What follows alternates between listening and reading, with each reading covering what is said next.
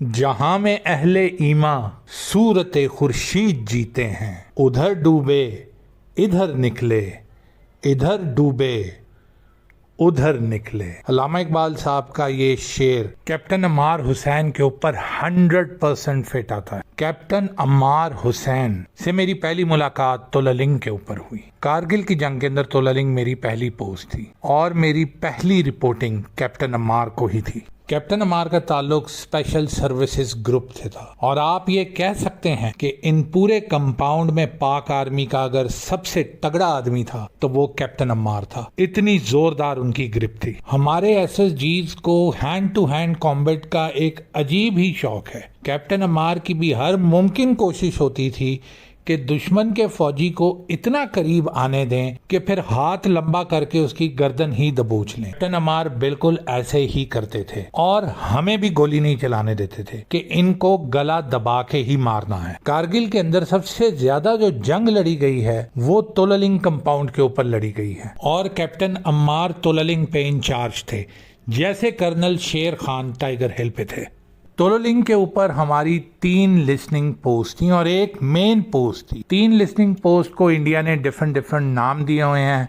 3 pimples, hump, knoll. हम total 19 लोग थे तोलालिंग के ऊपर। जब मैं पहली दफा कैप्टन अम्मार से मिला तो वो मुझे कहते हैं कि हाँ भाई जवान, लगता तो तू तगड़ा है, क्या तेरा दिल भी ऐसा ही तगड़ा है कि नहीं? मैंने कहा अम्मार सर आप हुक्म करें, क्या करना है? तो मुझे कहते हैं कि नीचे जा और इंडियन की बेस के ऊपर से 2 बंदे पकड़ के ले आ। मैंने कहा क्यों सर, आज बंदे पकाने हैं? अभी हमें तोलालिंग के ऊपर आया आप कह लें कि 4 से 5 दिन ही हुए थे। कहते हैं नहीं यार अभी ऐसा मौका तो नहीं आया, लेकिन इंडियंस को जरा बताना है कि हम इधर आ गए हुए हैं, इसलिए इन बंदों को मंगवा रहा हूँ। चल तू छोड़, मैं खुद लेके आता हूँ। और कैप्टन अम्मार उठे और तेजी से नीचे उतरना शुरू हो गए तोलालिंग के। मैं उनके पीछे, उनको मैंने आवाज़ दी कि मैं कहा ओ सर जी रुक जाएं, मैं चलता हूँ आपके साथ। और मैंने उनके पीछे दौड़ लगा दी। हम दोनों लोग जब तोलालिंग से नीचे उतरे हमने देखा कि 5 से 6 इंडियन सोल्जर्स एक जगह के ऊपर अपनी पोस्ट एस्टैब्लिश करना चाह रहे हैं और एमुनिशन डंप कर रहे हैं। ये मद्रास यूनिट के लोग थे। मद्रास यूनिट सियाचिन के अंदर पोस्ट होता था और जो पहला यूनिट इनका कारगिल के अंदर आया तो वो मद्रास यूनिट था और मद्रास यूनिट वाले लोग सबसे पहले वहाँ। हमें जब उन्होंने देखा तो वो नीचे की तरफ उन्होंने भागना शुरू कर दिया। हमारे पास हालांकि वेपन्स थे, हम उनको गोली मार सकते थे, लेकिन अम्मार ने बोला हुआ था कि इनको मारना नहीं, इनको जिंदा पकड़ना है।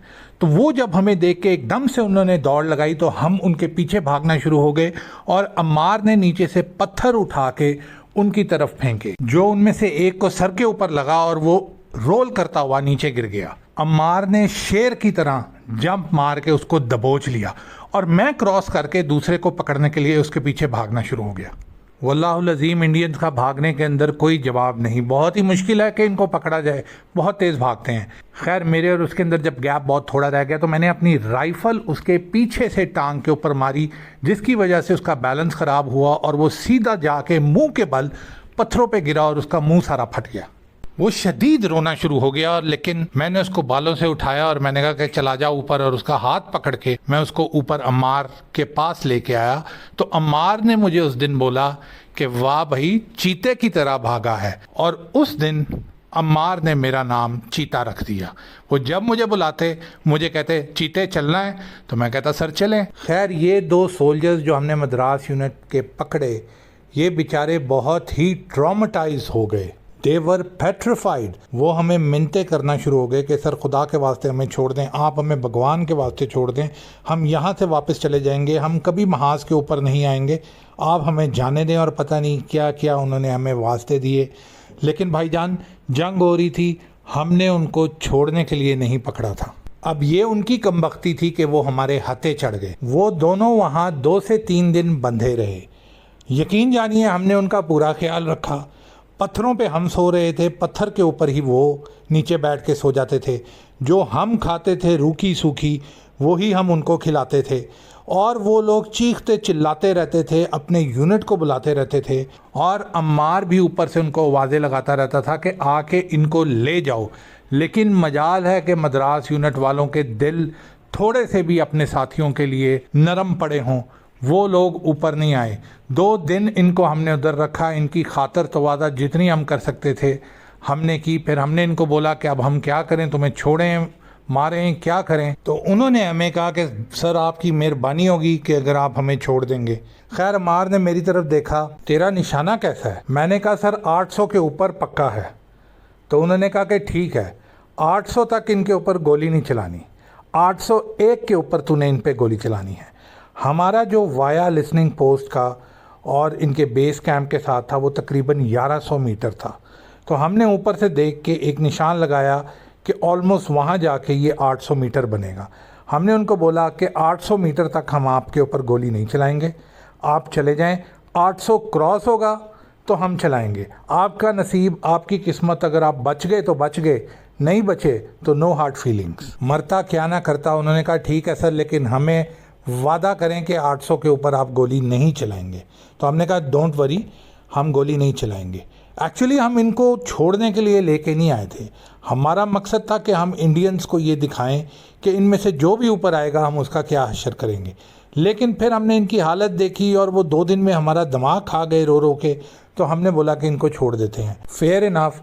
और मुझे अम्मार ने ऐसे देखा कि बेटा अब तूने बोला निशाना पक्का है, अब तेरा अगर निशाना सही ना हुआ तो मेरा निशाना तो पक्का है तेरे लिए। वल्लाह वो दोनों बिजली की तेज़ी से भागे और ऐसे भागे गिरते पड़ते दरमियान में, क्योंकि इन बेचारों को माउंटेनियस टेरेन के ऊपर चढ़ना और भागना और मनूवर करना इतना आता नहीं था। 4-5 दफ़ा वो बेचारे नीचे गिरे, फिर उठे। हम मुतमईन रहे। जैसे ही उन्होंने 800 मीटर वाला मार्क क्रॉस किया, मैंने 2 शॉट्स लिए और वो दोनों उधर गिर गए। सर अम्मार ने मेरी तरफ देखा और बोला वाह भाई, कि अब मैं मान गया हूँ कि तेरा निशाना भी बहुत पक्का है। कैप्टन अम्मार निहायत ही जीदार बंदा था। मुझे अच्छी तरह याद है कि अम्मार जब कभी भी तोलालिंग से रात को नारा लगाता था तो टाइगर हिल से हम जवाब देते थे। कभी आज़ादी पोस्ट से जवाब आता था और कभी काकसर से।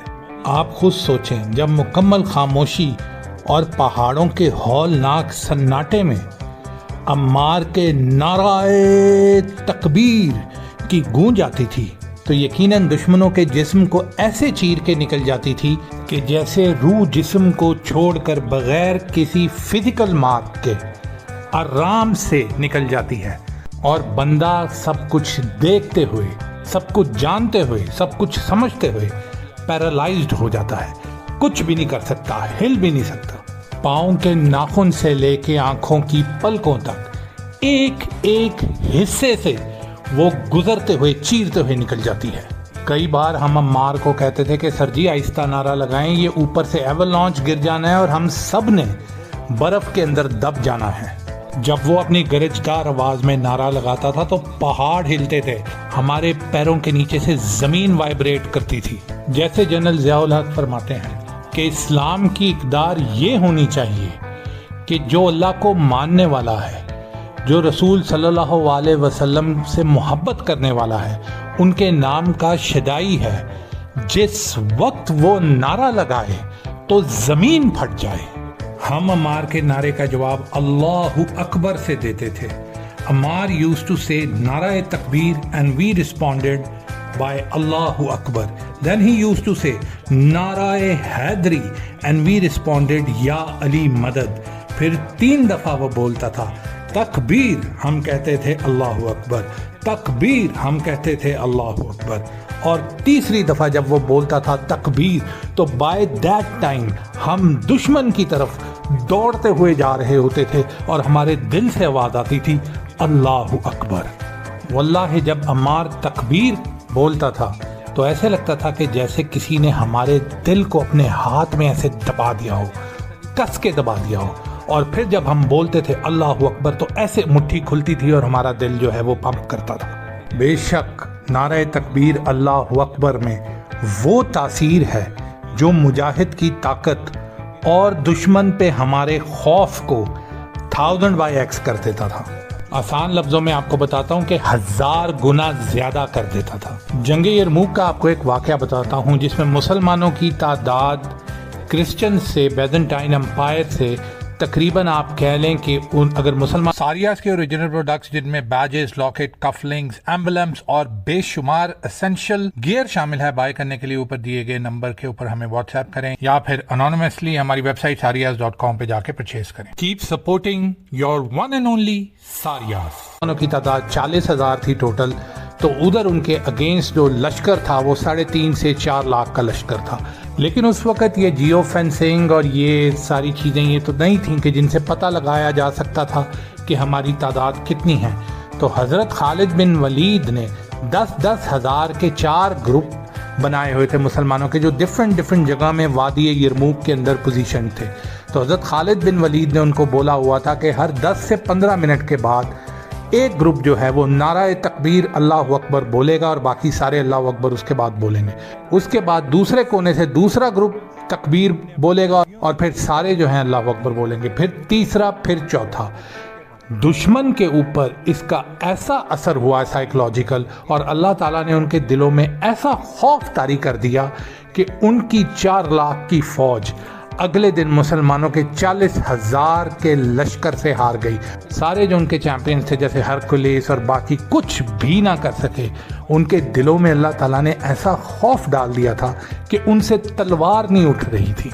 We used to repeat the same tactics, और अल्लाह ताला की मेहरबानी है कि हमारे पास अम्मार था जिसके नारे बेशक आसमान फाड़ देते थे और ज़मीन को हिला देते थे। अल्लामा मोहम्मद इकबाल साहब ने इसी कैफियत के ऊपर एक शेर लिखा है जिसके अंदर वो फरमाते हैं कि माँ सिवाय अल्लाह के लिए आग है तकबीर तेरी। यानी जैसे हम अल्लाह अकबर पढ़ते हैं नमाज के हर रुकन के अंदर, एक रुकन से दूसरे रुकन में जाने के लिए हमें अल्लाह अकबर पढ़ा जाता है, लेकिन वो जो अल्लाह अकबर हम नमाज में पढ़ते हैं, अल्लाह के लिए पढ़ते हैं, उसकी तासीर, सिर्फ उसकी तासीर जो है वो ठंडी है। बाकी हर कैफियत में अल्लाहु अकबर यानी अल्लाह इज़ द ग्रेटेस्ट की तासीर आग की मानंद है। अल्लामा साहब फरमाते हैं माँ सिवाय अल्लाह के लिए आग है तकबीर तेरी, तू मुसलमान हो तो तकदीर है तदबीर तेरी।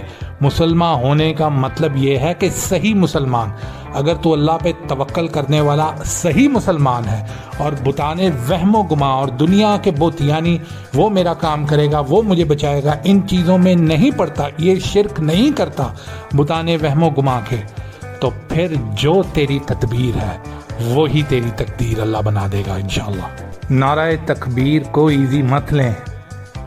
मैं यकीन के साथ कह सकता हूँ कि अभी भी जब आप ये बात सुन रहे हैं तो आपके दिल की धड़कन तेज़ हो गई होगी। हम जब भी तोलोलिंग की तरफ जाते थे तो कैप्टन शेर खान हमें ये पैगाम भिजवाते थे कि अम्मार को बताना है कि फ़लाँ वक्त, ज़्यादातर हमारे अटैक्स 2 से 3 बजे सुबह के वक्त होते थे, या फजर से पहले या फजर के फौरी बाद। तो वो पैगाम भिजवाते थे कि अम्मार को ये ज़रूर कहना कि इस टाइम के ऊपर तुमने नारे लगाने हैं, क्योंकि तुम्हारे नारे की जब आवाज़ मुझे आती है मेरे हाथ और मजबूती से हिट करते हैं और मेरे कदम और तेज़ बढ़ते हैं दुश्मन की तरफ। वैसे तो इन दोनों के दरमियान 8 किलोमीटर का फ़र्क था, लेकिन जैसे मैंने आपको बताया कि माउंटेन टॉप्स के ऊपर से क्रो फ्लाइट में ये 2 से 3 किलोमीटर था, तो एक दूसरे को स्पार्क्स भी नज़र आते थे, गोलियों की और आर्टिलरी शेल्स जब गिरते थे उनकी आवाज़ें भी सुनाई देती थीं और नारे भी क्रॉस होते थे।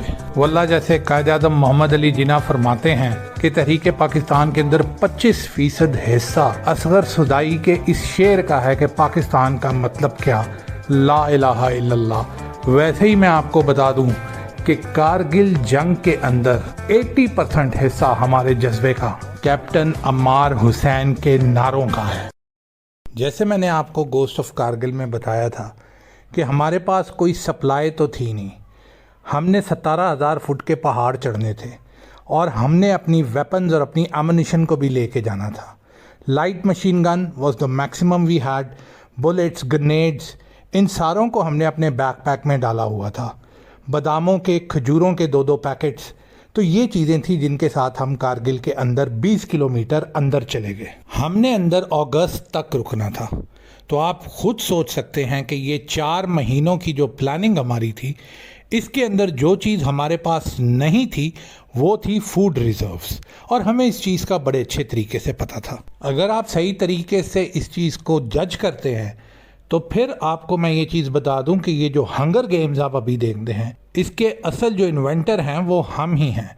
हमें शुरू से पता था कि हमारे पास फूड स्टॉक्स नहीं और हमें कुछ ना कुछ करना है एनिमी टेरेन के अंदर जाके। सर्वर ने हमें जाने से पहले बोला था कि सर जी आप बेफिक्र हो जाएं, सांप, चीता, लोमड़ी, उकाब, जो भी चीज़ मिलेगी मैं आपके लिए पेश करूंगा। हम बड़े मुतमईन थे, हमने कहा कि चलो ये जिम्मेदारी सर्वर ने ले ली है। लेकिन वहां जाके हमने ये चीज़ देखी कि वहां तो कोई जानवर, ना पानी, ना परिंदा, ना चरिंद, सर कोई नबातात और हशरात कुछ भी नहीं है वहां। टाइगर हिल, तोलालिंग, दराज कंपाउंड के अंदर 17,000 फीट के अंदर ऑक्सीजन भी मौजूद नहीं थी। ये तो बहुत बड़ी चीज़ें हैं। तो चंद दिनों के बाद ही हमें लेने के देने पड़ गए। हमने कहा अब क्या किया जाए। एक आधा दिन तो हमारा, मैं टाइगर हिल के ऊपर कैप्टन शेर के साथ मौजूद था, ऐसा गुजरा जिसमें पिछले 36 घंटों से हमने ना कुछ खाया था ना पिया था। मैंने कैप्टन शेर की तरफ देखा और बोला कि सर जी क्या करें, पत्ते खा लें? तो उन्होंने मेरी तरफ हंस के देखा और उन्होंने बोला कि ठीक है यार, पत्ते खा लेते हैं, लेकिन तू पत्ते भी कहाँ से लाएगा? मैंने कहा सर नीचे चलते हैं द्रास टाउन के अंदर, वहाँ से मैं कुछ जुगाड़ लगा के ऊपर आता हूँ। हम अभी यही बात कर रहे थे कि हमारा एक बंदा एमिनिशन तोलोलिंग के ऊपर दे के वापस ऊपर चढ़ के आ रहा था और उसने हमें आके बोला कि सर जी तोलोलिंग के ऊपर तो 2 दिन से बकरा चल रहा है। ये देखें, अम्मार साहब ने आप लोगों के लिए भेजा है और उसने एक इंडियन का हेलमेट जिसके अंदर बारबेक्यू था हमारी तरफ बढ़ा दिया। कैप्टन शेर ने मेरी तरफ देखा, मैंने उनकी तरफ देखा और हमने हसन को बोला कि यार ये इंडियन को ही पका दिया है, क्या कर रहे हो? उसने कहा अस्तगफिरुल्लाह सर, वो तो हराम है, क्या बात कर रहे हैं, ये हेलमेट उनका है, इसके अंदर जो गोश्त है वो बकरे का ही है। फिर उसने हमें बताया कि कैप्टन अम्मार हमें पिकनिक के लिए लेके गए थे और वो पहली दफ़ा ये लफ्ज़ पिकनिक का टाइगर हिल के ऊपर कारगिल वॉर के अंदर मैंने सुना। और उसने हमें बताया कि हम नीचे गए थे और हमने इंडियन बेस के ऊपर अटैक किया और इंडियन बेस के अंदर से हम 2 बकरे उठा के ऊपर लेके आए। दालें, चाय, नमक, चीनी सब लेके आए सर, इसी हेलमेट में डाल के तो लेके आए थे हम ऊपर, और अम्युनिशन, ग्रेनेड्स, गोलियां और भी बहुत चीज़ें लाए हैं। कैप्टन शेर ने मुझे बोला कि सारी चीज़ें छोड़ और फौरी जा अम्मार के पास और उससे पूछ के ये क्या चक्कर है, गो ना हो। मैंने कहा सर जी थोड़ा खाना खा लूँ? उन्होंने कहा ओहो हाँ आजा आजा, खाना खा ले और फिर फौरी निकल। यही हुआ, हमने खाना खाया, अल्हम्दुलिल्लाह किया और मैं तोलोलिंग की तरफ निकल पड़ा। जब मैं तोलोलिंग के ऊपर पहुंचा तो मैंने कैप्टन अम्मार को कैप्टन शेर का पैगाम दिया और मैंने उनसे पूछा कि सर ये आप क्या चक्कर आपने किया है? तो उसने मुझे बोला कि it was not in our plan, हम नीचे रैकी के लिए गए थे, वहाँ हमने देखा कि ये सप्लाई ऑफलोड हो रही हैं। हमने राष्ट्रीय राइफल के बेस कैंप के ऊपर अटैक किया, वहाँ 10 लोग मौजूद थे, 6-7 उनमें से भाग गए, 1-2 मारे गए और वहाँ फिर हमें उनके किचन में से ये चीज़ें मिली तो हम ये चीज़ें ऊपर ले आए। मैंने कहा सर ये तो बहुत ही कमाल आइडिया, हमारे नीचे भी और सारी पोस्टों के नीचे इनके बेस कैंप्स तो बन गए हैं और वहाँ सप्लाईज भी आती हैं। कैप्टन अम्मार ने कहा कि बस अल्लाह ताला की मेहरबानी हो गई है और कल तूने जाना है और नीचे से मद्रास यूनिट के कैंप में से चीज़ें लेके आनी है। मैंने कहा सर हाजिर। इस तरीके से हमारी पिकनिक पार्टीज जो मैं आपको गोस्ट ऑफ कारगिल में बताया था और हमारी सप्लाईज और हमारी एमुनिशन का मसला जो है वो हल हुआ। Captain Ammar Hussain was the innovator. ये उनका आइडिया था जो मैंने पिकअप किया और फिर मैं इसके अंदर इतना एक्सपर्ट हो गया कि कैप्टन अम्मार और कैप्टन शेर इस काम के लिए सिर्फ मुझे भेजते थे। यूनिफॉर्म्स की शॉर्टेज की वजह से और धोबी ना होने की वजह से sometimes we used to go कि हमने सिर्फ ऊपर एक वेस्ट पहनी होती थी और नीचे पजामा होता था जी, सफ़ेद बुनियान जो होती है सिर्फ वो, और वो भी हम उतार के अपने मुंह के ऊपर लपेट लेते थे। खुद सोचें जब इन हौलनाक पहाड़ों के दरमियान फुल माइनस लेवल ठंड में वो बुनियान मुंह पे लपेटे हुए हम इनकी बेसों पे हमला करते थे तो ये खौफ के मारे इनकी जान निकल जाती थी। और ये जो गोस्ट ऑफ कारगिल का मुझे नाम पड़ा ये उसी वजह से पड़ा क्योंकि ये समझते थे कि ये कोई भूत है जो आता है। चंद दिनों के अंदर अंदर ही मैं अपनी सारी पोस्टों के ऊपर बहुत मशहूर हो गया और हर पोस्ट वाले, वो लिसनिंग पोस्ट हो या मेन पोस्ट हो, वो सारे कहते थे कि सर आप हमारे पास चक्कर लगाएं, सर आप हमें ये सामान ला दें, आप हमें वो चीज़ ला दें। मैं उन्हें आगे से कहता था, अब एक कमीनो सामान कौन सा नीचे दुकान से मिल रहा है कि जाके उठा के ले आना है। और इसके अंदर जो इंडियन बेसिस के अंदर जो अटैक्स हुए हैं, जिनको मैंने आपको द गोस्ट ऑफ कारगिल के अंदर बताया है, वो सारे के सारे मेरे अंडर आ गए। Major Anwar and captain Ammar जो थे हमारी फाउंडेशन थे इस पूरे तोलालिंग कंपाउंड के अंदर। और कई बार अम्मार मेरे साथ नीचे अटैक्स के लिए जाता था, लेकिन मेजर अनवर जो थे उन्होंने पोस्ट को संभाला हुआ था। जून के बाद हमारी इंडियंस के साथ फ्लैग मीटिंग्स भी होना शुरू हो गई और वो अपनी बॉडीज़ के लिए अक्सर हमें पैगामात भिजवाते थे और मेजर अनवर से रिक्वेस्ट करते थे। ये 30 जून का वाक़या है कि तोलालिंग के ऊपर बेशुमार शेलिंग के बाद इंडिया की तकरीबन 2 ब्रिगेड्स जो थीं, यानी तकरीबन 2000 बंदों ने ऊपर अप्रोच किया, जिनमें जेके राइफल्स भी थे, राजपुताना राइफल्स भी थे, मद्रास के भी लोग थे।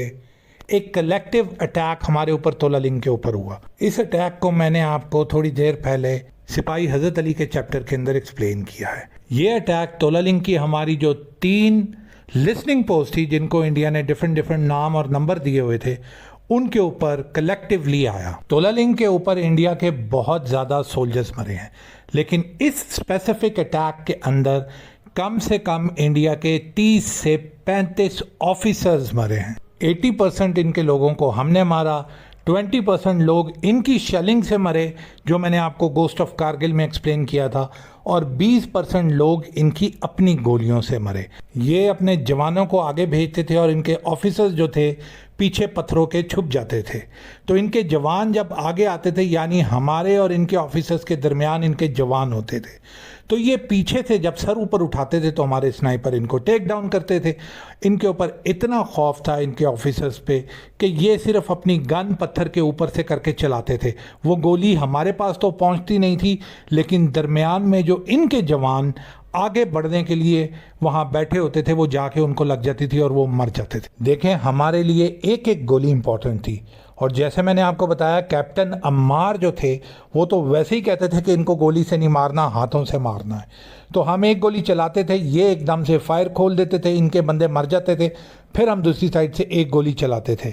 आपको पता है कि कारगिल से जब मैं वापस आया हूँ तो उस वक्त मेरी बंदूक में सिर्फ एक गोली थी।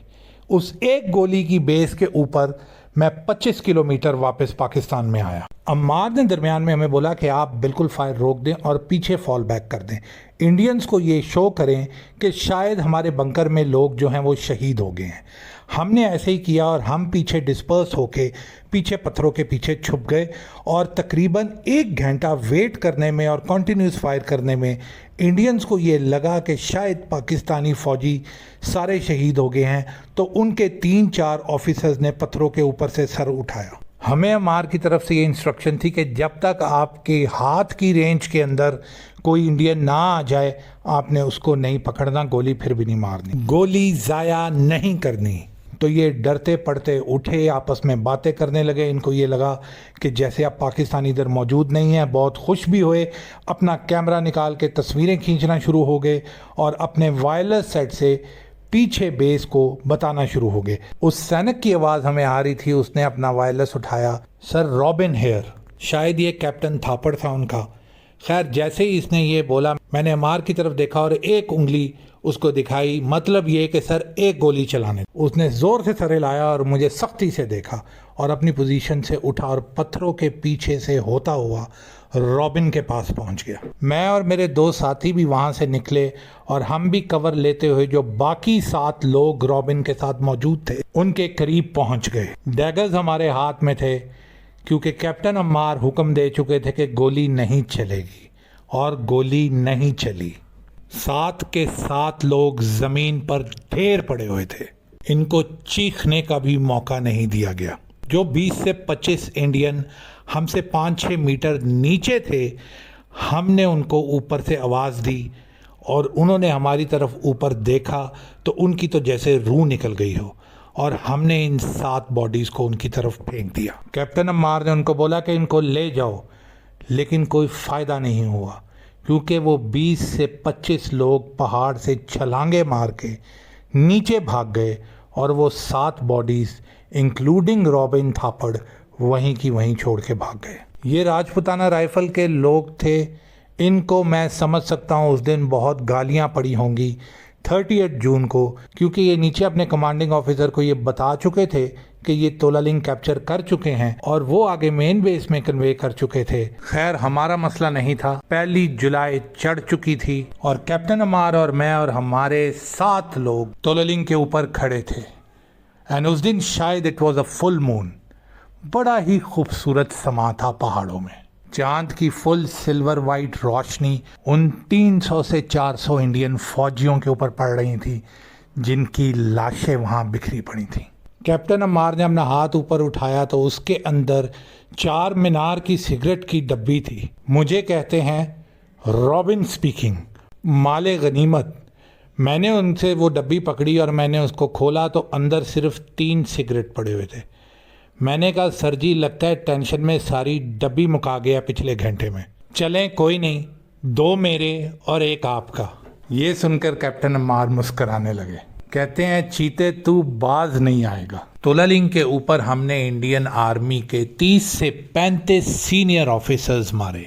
मुझे याद है 28 या 29 जून को मेजर पद्मा पनी 2nd राजपुताना राइफल, जो काफ़ी दिन से तोलालिंग को कैप्चर करने की कोशिश कर रही थी, ने हमारी लिसनिंग पोस्ट, जिसको इन्होंने मेरे ख्याल में 3 पिंपल्स का नाम दिया हुआ है, उसके ऊपर 600 लोगों के साथ इन्होंने अप्रोच करना शुरू किया। तरीकाकार इनका वही था कि पहले हैवी शेलिंग ये करते थे, जिसके अंदर हम अपनी पोस्ट छोड़ के पीछे चले जाते थे और शेलिंग के 10 मिनट के बाद जब धुआं सेटल होता था तो ये अपने जूनियर सैनिक्स को आगे भेजते थे, तकरीबन 200-250 लोगों को, और ख़ुद ये पीछे इनके ऑफिसर्स पत्थरों के पीछे छुप जाते थे और पीछे रह के उनको आवाज़ें लगाते थे कि तुम लोग आगे जाओ। जब वो लोग हमारे पास अप्रोच करते थे तो हम SMG का फायर खोलते थे और उन 200 में से आप कह लें ऑन एवरेज 150 बंदों को तो वहीं हम लिटा देते थे। जो बाकी 40-50 ज़ख्मी हालत में गिरते पड़ते वो वापस पीछे की तरफ भागते थे। तो क्योंकि इनके ऑफिसर, मैंने जैसे आपको बताया, पत्थरों के ऊपर से गन्स करके फायर कर रहे होते थे, तो वो जो बेचारे पीछे भागते हुए जा रहे होते थे वो फ्रेंडली फायर के अंदर आके मर जाते थे। फिर बच जाते थे इनके ऑफिसर और इनके अफसर, फिर नीचे छलांगे मार के और फिर वापस भाग जाते थे। इसी तरीके का एक सिमिलर सीन हुआ कि जब मेजर पद्मा पनी 600 बंदे लेके ऊपर आए तो इन्होंने उनको गालियां दी पत्थर के पीछे से कि तुम लोग जाओ आगे। जब वो आए तो हमारी मशीन गन ने उनके ऊपर फायर खोला, वो मरे। और पीछे जब इन्होंने मेजर पद्मा पनी ने देखा कि ये सारे के सारे जो इनके जवान हैं वो पीछे की तरफ भाग रहे हैं, तो इन्होंने उनको बहुत ज़्यादा आवाज़ें दी कि तुम रुक जाओ, लेकिन वो नहीं रुके। वो इनकी पोजीशंस को भी क्रॉस कर गए और ये तकरीबन आप कह लें कि 10 से 12 लोग उधर पत्थर के पीछे ही छुपे रह गए। हमें ऊपर से सब कुछ नजर आ रहा था, हम ऊपर से पद्मा पनी को देख रहे थे कि ये पत्थर के पीछे छुपे हुए हैं। इनको इस चीज़ का अंदाज़ा नहीं था कि इनका तकरीबन 200-250 बंदा जो है वो लेट चुका है और बाकी भाग चुका है। रूटीन के मुताबिक हमने सर्वर को बोला और वो अपना छुरा लेके अपने 3 साथी साथ लेके नीचे गया। इनका मकसद ये होता था कि एमुनिशन, असला और इनकी वेपन्स को हम इकट्ठा करें और ऊपर अपनी पोस्ट के ऊपर लेके आएँ। मैं 3rd पिंपल वाली साइड से मेजर पद्मा से मिलने के लिए नीचे उतरा। मेजर पद्मा पनी इस वक्त अकेले थे और वो जो बाकी 11 लोग उनके साथ थे वो भी भाग चुके। पता नहीं इनको क्या हुआ, ये क्यों पत्थर के पीछे छुपे रह गए। हालांकि इनके पास 10 से 15 मिनट थे, ये आराम से वहां से भाग सकते थे, बट आई डोंट नो। मैंने इनको आवाज़ दी, मैंने कहा मेजर साहब आप खुद बाहर निकलेंगे या फिर मैं आपके पास आके ये खिदमत सरंजाम दूं। मेजर साहब बेचारे या तो बहुत ज़्यादा घबराए हुए थे या डिप्रेस थे, इतने बड़े अटैक उनका रिपल्स हो चुका था, या फिर खौफ की गहराइयों में कहीं फंसे हुए। मैंने उनको दोबारा आवाज़ दी और बोला कि मेजर साहब ये आपके पास लास्ट चांस है, अगर निकलना है तो निकल जाएं, भागना है तो भाग जाएं। मेजर साहब देखें मुझे आगे से क्या फरमाइश करते हैं। कहते हैं यू वोंट शूट मी। तो मैंने कहा why I won't shoot you. तो उन्होंने कहा कि आप मुझे गोली तो नहीं मारेंगे। मैंने कहा मैं यकीनन आपको गोली मारूंगा, मैं क्यों आपको गोली ना मारूं। हमारे पास इधर प्रिजनर्स ऑफ वॉर का कोई निज़ाम नहीं है मेजर साहब, रिसोर्सेज पहले ही बहुत कम है। मेजर पद्मा पनी बिल्कुल क्लिफ के एज के ऊपर थे, वो पत्थर बिल्कुल क्लिफ के एज के ऊपर था।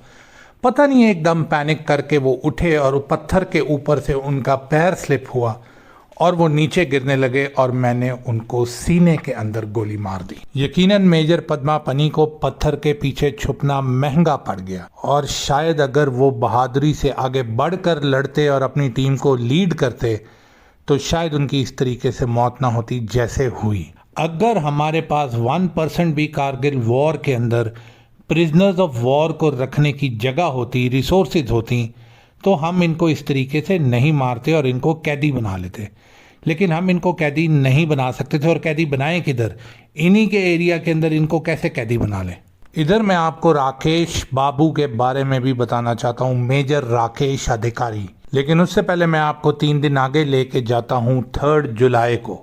3 जुलाई को हमें पता चला कि जम्मू कश्मीर राइफल के कैप्टन विवेक बत्रा, जिनका कोड नेम शेरशाह था, वो काफ़ी ज़्यादा नीचे तस्वीरें गुमड़ी बेस पे खिंचवा रहे हैं और उनको बड़ा शौक है और टीवी में इंटरव्यू दे रहे हैं। 3 जुलाई को ऑफिशियली तो ये पता चल गया था कि अगले दिन सीज फायर होने वाला है, क्योंकि जैसे हमारी जो पॉलिटिकल गवर्नमेंट थी उनको बिल क्लिंटन साहब जो हैं वो अमेरिका बुला चुके थे और अब हमें इस चीज़ का अंदाज़ा था कि इंडिया की मिन्नत समाजत के बाद अब इस जंग को इधर ही रोकना पड़ेगा और विड्रॉल करना पड़ेगा। देखे भाई, हम फौजी हैं, हमें जिस चीज़ का हुक्म होता है हम उसको करते हैं। हमने विड्रॉल कर लेना था, हमें इसमें कोई इतराज़ नहीं था। No doubt we had a very heavy heart when we heard about this thing. हमें जो ऑर्डर्स मिलते हैं हम उनको 100% फॉलो करते हैं। हमारा दिल कर रहा है या नहीं कर रहा, डजंट मेक्स अ डिफरेंस। हमने इनको सीज फायर के बाद इसलिए मारा क्योंकि सीज फायर वाली रात को ही इन्होंने आर्टिलरी शेलिंग करना शुरू कर दी और 20,000 से 22,000 शेल इन्होंने अगले 48 घंटे में हमें मार दिए। हालांकि जब सीज फायर हो गया था तो दे शुड नॉट शेल, लेकिन आपको पता है हमारा दुश्मन थोड़ा सा बेगैरत है, वो हमेशा से ऐसे करता है। तो इसकी इस बेगैरती की वजह से हमने फिर फैसला किया कि अब हम इसके और बंदे मारेंगे। आप लोग इस पूरी सीरीज़ में कई बार ये सोचते होंगे कि ये ऐसे ना हुआ होता या ऐसे कर लिया होता या वैसे कर लिया होता। मेरे प्यारे भाई, इन चीज़ों को सुनना और बोलना बहुत आसान है, ग्राउंड के ऊपर रियलिटी टोटली डिफरेंट होती है। जब आर्टिलरी शेल आके पास गिरता है तो अगले 4 मिनट के लिए कान और दिमाग के अंदर घंटियां बजना शुरू हो जाती हैं। एक शेल का ब्लास्ट इतना ऊंचा होता है, अगर किसी नॉर्मल आदमी के 10 मीटर के ऊपर भी ये आके गिरे तो उसके कान और नाक में से खून आना शुरू हो जाए ब्लास्ट प्रेशर की वजह से। War is not fun, it takes away your brothers, your friends, जिनके साथ आपने वो मुश्किल हालात गुजारे होते हैं, जिनके साथ आपने वो भूख, वो प्यास और बेशुमार मुश्किलों को अल्लाह के बाद सिर्फ और सिर्फ एक दूसरे के सहारे के ऊपर गुजारा होता है। And when you get hit, when you get injured and you are laying down on the ground, आपसे हिला नहीं जा रहा होता, आप उठ के नहीं देख सकते, बस आप आवाज़ ही लगाते हो कि अम्मार जिंदा है, अली तू जिंदा है। 90% आपको आगे से जवाब नहीं आता। फिर आप किसी ना किसी तरीके से उठते हो और अपने दोस्त, अपने भाई की बॉडी को उठाते हो, उसको सिक्योर करते हो और कई बार आर्टिलरी शेल्स के बाद आप उनके टोटे उठाते हो, किसी का हाथ, किसी का पैर, फिर आप उनको आके इकट्ठा करते हो और अलग अलग करते हो। ये सब आसान नहीं होता। या तो इंडियन आर्मी की तरह अपनी जान बचाएं और भागे वहाँ, लेकिन पाकिस्तान आर्मी ना तो अपने किसी जख्मी को छोड़ती है ना अपने किसी शहीद को। कारगिल वॉर के अंदर हमने अपने कई भाइयों को, उनके टुकड़ों को कमीज़ों में बांध कर वापस भेजा है। अब आप जब मेरे से ये सवाल करते हैं और मेरे से ये स्टोरी पूछ रहे हैं और मैं आपको जब बता रहा हूँ तो मेरे पे सोचें क्या गुजरती है। मेरी आंखों के सामने वो एक एक मौका दोबारा से आता है। दीज आर दोज इंसिडेंट्स जिनको मैं याद नहीं करना चाहता, जिनको मैं भुलाना चाहता हूँ, वो मेरी आंखों के आगे दोबारा आ जाते हैं जब मेरे भाइयों ने, मेरे दोस्तों ने मेरे हाथों के अंदर जान दी है। कैप्टन रॉबिन की वायरलेस के ऊपर जो हमें सबसे पहली कॉल आई वो विक्रम बत्रा की थी और विक्रम बत्रा इंक्वायर कर रहा था कि रॉबिन किधर है। खैर उस वक़्त तो हमारी हंसी निकल गई और थोड़ी देर के बाद जब जनरल जोशी ने उसके ऊपर कॉल किया तो हमने उसको बता दिया कि रॉबिन इज नो मोर। अम्मार ये कहता था कि कैप्टन बत्रा ने शेर खान का नाम कॉपी करके शेरशाह नाम रखा है और अम्मार को इसके ऊपर बड़ी तप चढ़ती थी। उसने मुझे बोला कि इसको बत्रा को बोल के ये ऊपर आए और मैंने बत्रा को कॉल किया वायरलेस के ऊपर। मुझे नहीं पता कि वो बत्रा ने उठाया या जोशी ने उठाया या किसने उठाया। खैर जिसने भी उठाया उसने मुझे आगे से बोला कि वो विक्रम बत्रा बोल रहा है। मैंने पहले तो उसको बोला कि इंसान का बच्चा बन और ऊपर आ और जिस जिसको लेके आना है तू ले आ, क्योंकि कल हम तुझको मारेंगे। 4 जुलाई को हम तुझको मारेंगे तोलालिंग के ऊपर। मुझे लगता है कैप्टन बत्रा ने अपने इंटरव्यू के अंदर इसका जिक्र किया है। अम्मार ने मुझे बोला प्रिपेयर फॉर वॉर, कल ये पूरी ब्रिगेड लेके आएंगे। मैंने कहा अम्मार अहलन व सहलन, आने दे इनको ऊपर, ये बत्रा तो बच के नहीं जाएगा। बड़ा आया शेरशाह। बड़ा तोलालिंग का पहाड़ एक बहुत ही बड़ा पहाड़ है और इसके साथ काफ़ी ज़्यादा पीक्स इंटरलॉक्ड हैं। जैसे मैंने आपको बताया कि तोलालिंग टॉप के ऊपर तो हमारी मेन पोस्ट थी और नीचे उतरते हुए like edge in descending knoll, 3 pimples, फिर गैप के साथ कुछ 600 मीटर के बाद हम्प के साथ फिर 48, 75 और बहुत ज़्यादा पॉइंट्स थे इधर। ये सब पीक्स जो हैं तोलालिंग कंपाउंड के अंदर ही एडेड हैं। और जैसे मैंने आपको बताया कि कारगिल के अंदर सबसे ज़्यादा जंग तोलालिंग की माउंटेन के ऊपर ही हुई है और ये मई के अंदर से ही तोलालिंग को कैप्चर करना चाह रहे थे। पहला अटैक मद्रास रेजिमेंट का भी तोलालिंग के ऊपर ही आया था। कोई भी इंडियन आर्मी की रेजिमेंट नहीं है, वो जाट हो, गोरखा हो, मद्रास हो, जेके राइफल हो, रैज राइफल्स हो, ग्रेनेडियर्स हो, माउंटेनियर्स हो, घातक प्लेटून हो, किसी भी रेजिमेंट को नहीं छोड़ा। तोलालिंग के ऊपर इनकी सारी रेजिमेंट्स के बंदे मरे हैं।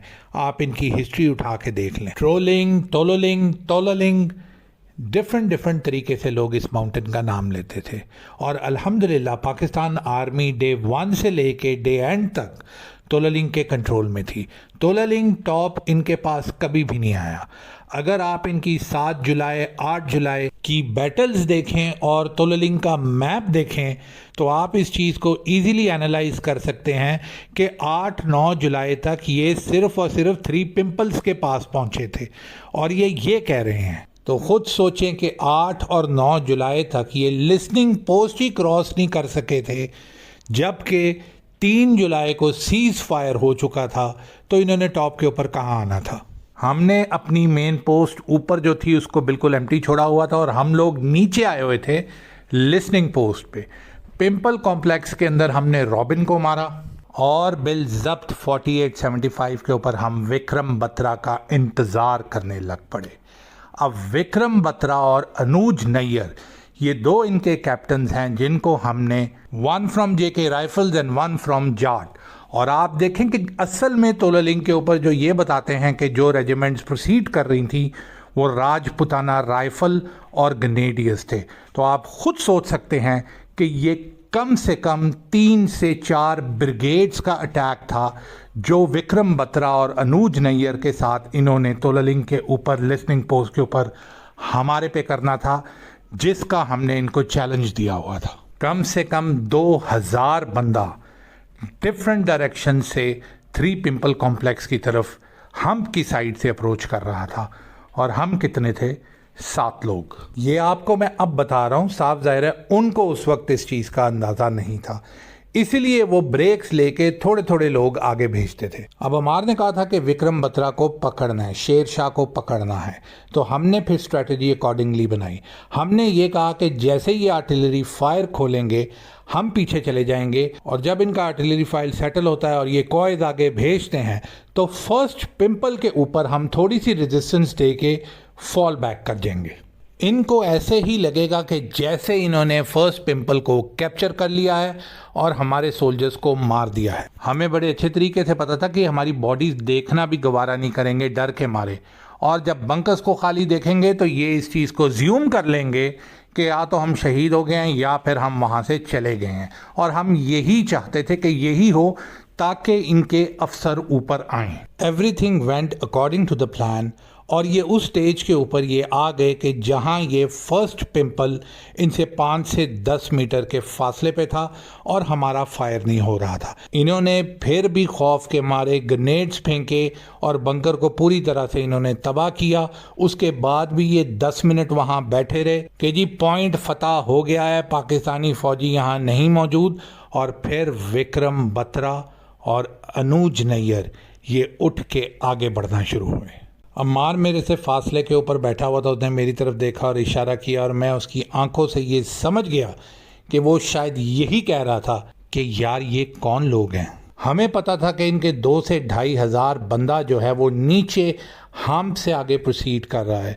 हमारे पास मार्जिन ऑफ एरर बहुत कम था और साथ हमारे पास टाइम भी बहुत शॉर्ट था। लेकिन आप लोगों को पता है अम्मार का, जैसे मैंने बताया है कि जब तक दुश्मन इतना करीब ना आ जाए कि आप हाथ आगे करके उसकी गर्दन पकड़ लें, तब तक अम्मार जो है वो फायर नहीं करता था। मैं उसको इशारा कर रहा था कि अम्मार इतनी देर नहीं लगानी कि इनकी पीछे से जो लोग आ रहे हैं वो ऊपर आ जाएं। अम्मार ने मुझे कहा कि रुक, और फिर finally he gave me the signal. वो राइट वाली साइड से एनसर्कल करता हुआ विक्रम बत्रा वाली साइड पर गया और मैं लेफ्ट वाली साइड से अनुज नैयर के पास अप्रोच करना शुरू हुआ। हमारे बाकी 5 लोगों के पास उनके रोल थे। खुशदिल को हम कह चुके थे कि आपने हमारे इशारे के ऊपर स्नाइपर अटैक करना है, और जो हमारे दूसरे लोग थे जो एसएमजी के ऊपर थे उनको भी हमने पूरा इंडिकेट किया हुआ था कि कब उन्होंने फायर खोलना है बाकी लोगों पर। हमारा मकसद था कि हम इन दोनों को बाकी लोग जो कंपाउंड के अंदर मौजूद हैं उनसे डिस्कनेक्ट करें और उसके बाद फायर खोलें। अब ये 10-12 लोग हमारे से तकरीबन 10 मीटर के फासले के ऊपर थे और एज़ यूजुअल तस्वीरें खींचने में मशगूल थे। इतने में अम्मार ने इंडिकेट किया और पीछे से खुशदिल ने फायर खोला और हमारी एसएमजी चलना शुरू हुई। जब ये एकदम से इनके ऊपर फायर आया तो इनके जैसे होश उड़ गए हों, ये चीखने चिल्लाने लग पड़े और पीछे की तरफ दौड़ लगा दी। जो लोग इनसे पीछे थे उन्होंने मजीद पीछे की तरफ लगा दी और आप यकीन जानिए कि हम से लोग नीचे छलांगे मार के बेस कैंप पर भागना शुरू हो गए। और ये तकरीबन 1.5 किलोमीटर का वाया था। जिधर जिधर जो इंडियन मौजूद था फौजी, उसने पीछे की तरफ दौड़ लगा दी। कर्नल जोशी ये कहते हैं कि ये हम्प के अंदर मौजूद थे, जो कि वो नहीं थे, वो नीचे बेस के अंदर थे। लेकिन इन्होंने ये चीज़ अपनी बुक्स में और इंटरव्यूज़ में बोला है कि वो जोशी साहब जो थे वो हम्प पे मौजूद थे। तो भाई तू अगर हम्प पे मौजूद था और बत्रा को आगे उसके ऊपर फायर आ गया था तो आगे आने के बजाय तू पीछे की तरफ क्यों भागा, या अपनी जगह के ऊपर तुम 2000 बंदे क्यों रुके रहे। फॉर्चुनेटली या unfortunately for you Indians, this is the tragedy जिसके ऊपर आपको मूवी बनानी चाहिए थी।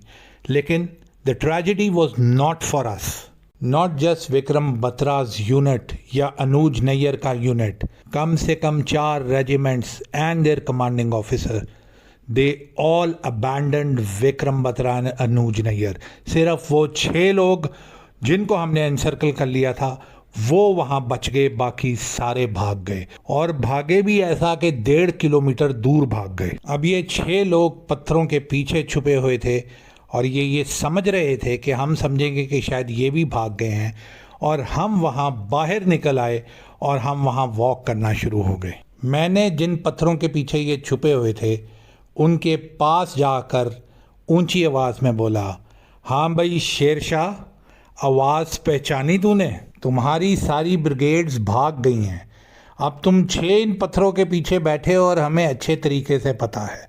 अब खुद बाहर निकलोगे कि या हम बालों से पकड़ के बाहर निकालें? They were shocked, they were disappointed, they were scared. देखें, मजाक अपनी तरफ लेकिन जंग अपनी तरफ। हम इतना डिले भी नहीं कर सकते थे कि हमारा मजाक उल्टा हमें ही पड़ जाए, और हमने इनके ऊपर फायर किया। जब हमने फायर किया तो इनके 3-4 लोग वहीं मर गए और 1-2 इनके ऊपर से जंप मार के नीचे भाग गए। Vikram Batra and Anuj Nayyar both were captured alive. Anuj Nayyar को तो मैंने फौरी ही उसके बाकी साथियों के पास, I cleaned his blood on my dagger with his uniform. पीछे मुड़ के देखा तो अम्मार ने विक्रम बत्रा का गला अपने हाथ में पकड़ा हुआ था और विक्रम बत्रा को बोल रहा था, तस्वीर खिंचवानी है तूने, इंटरव्यू देना है, खिंचवाएगा नहीं तस्वीर, एक और तस्वीर खिंचवा दे। विक्रम बत्रा कैसे बोलता, उसका गला तो अम्मार ने अपने हाथ में पकड़ा हुआ था और अम्मार की ग्रिप को छुड़ाना वॉज इम्पॉसिबल। चंद लम्हों के बाद अम्मार ने अपनी ग्रिप स्ट्रॉन्ग की और within 2 to 3 seconds Vikram Batra died. My dear Indians, हमने वही किया जिसका हमने आपके शेरशाह से वादा किया था। आप उसके इंटरव्यू देख लें और अपने आप से ये सवाल ज़रूर करें कि इंटरव्यू देने के बाद क्या ऐसा हुआ कि शेरशाह आपके पास जिंदा वापस नहीं आया। जोशी साहब विक्रम बत्रा की डेथ पे इतने शौक में थे क्योंकि उन्होंने तो उसको पोस्टर बॉय बनाया हुआ था, तो इन्होंने उसकी डेथ 3 दिन के बाद 7 जुलाई को अनाउंस की, बट ही डाइड ऑन 4 जुलाई 1999। हमने विक्रम बत्रा के ही वायरलेस सेट से जोशी को कॉल करके बता भी दिया था। विक्रम बत्रा को छोड़ते हैं, आपको इनके एक लेफ्टिनेंट कर्नल रामाकृष्णन साहब की भी बात बताते हैं, लेकिन इसके लिए आपको मेरे साथ थोड़ा पीछे जाना पड़ेगा। 2 जून को 2 जून को भी ये तोललिंग कैप्चर करने की कोशिश कर रहे थे जैसे मैंने आपको बताया, और विक्रम बत्रा 4 जुलाई को जाके मर रहा है। हम ऐसे ही नीचे हंटिंग मिशन के ऊपर गए हुए थे कि हमने देखा कि इनका एक कॉन्वॉय जा रहा है, तकरीबन 50 से 60 सोल्जर्स हैं और ऐसे लग रहा था कि जैसे दरमियान में कोई ऑफिसर भी है। हमने जब उसको अप्रोच किया और इंगेज किया तो छोटी सी फायर फाइट आप कह लें कि 3 से 4 मिनट के बाद वो लोग एज यूजुअल भाग गए और अपने अफसर को वहीं छोड़ गए। जब हमने उस अफसर को पकड़ा तो हमें पता चला कि वो लेफ्टिनेंट कर्नल है, the highest rank on that point. LT call Ramakrishnan साहब काफ़ी ज़्यादा बेचारे परेशान थे। सीनियर रैंक है, मैं उनके बारे में कोई बात नहीं करूँगा, बस आपको ये बताऊँगा कि उनके सारे 2 कॉय तो उनके साथ थे। 100 का 100 बंदा उनको छोड़ के वहाँ से भाग चुका था and he was not feeling well and comfortable. अब मेरे बंदे कहते हैं कि सर इसका क्या करें, इनको मार दें, तो मैंने कहा कि यार ठहर जा, मैं मेजर अशरफ से ऊपर पूछ लूँ। Major Ashraf was commanding Tololing post. जब मैंने उनको वायरलेस किया तो उन्होंने मुझे बोला कि यार ये इनको ऊपर ले आओ, तो फिर हम रामाकृष्णन साहब के हमने हाथ बांधे और इनको बड़े कंफर्टेबल तरीके से हम आहिस्ता से इनको ऊपर तोललिंग पोस्ट के ऊपर ले गए। अब कुछ ऐसी बातें हुई जो मैं आपको नहीं बताऊंगा क्योंकि I must respect the senior officer of Indian army. खैर जो भी हुआ, जो उन्होंने हमसे रिक्वेस्ट की, किस वजह से की, उस चीज़ को छोड़ें, हमें रामाकृष्णन साहब को मारना पड़ा और हमने उनको मार दिया। और फिर हमने नीचे इनके बेस में इन्फॉर्म कर दिया कि आप हम तक आ जाएं और अपने ऑफिसर की बॉडी ले जाएं। मेजर अशरफ खुद रामाकृष्णन की बॉडी लेके 3 लोगों के साथ नीचे गए, लेकिन जब वो नीचे जा रहे थे मैंने उनको बोला कि सर मैं आपके पीछे आऊँगा। खैर हमने इनकी बॉडी को प्रॉपर तरीके से मिलिट्री ऑनर के साथ इंडियंस के हवाले किया हम के ऊपर, और उसके बाद मेजर अशरफ वापस प्रोसीड किए। आपको इंडियंस वेटरन की बुक्स के अंदर और फोरम्स के अंदर वो तस्वीरें भी मिलेंगी जिसके अंदर हमने उनको ये बॉडी वापस की है। एज़ यूजुअल वही हुआ जिसका मुझे डर था और पता था। इंडियंस अपनी खसलत से बाज नहीं आ सकते। They had arranged for an ambush on major Ashraf.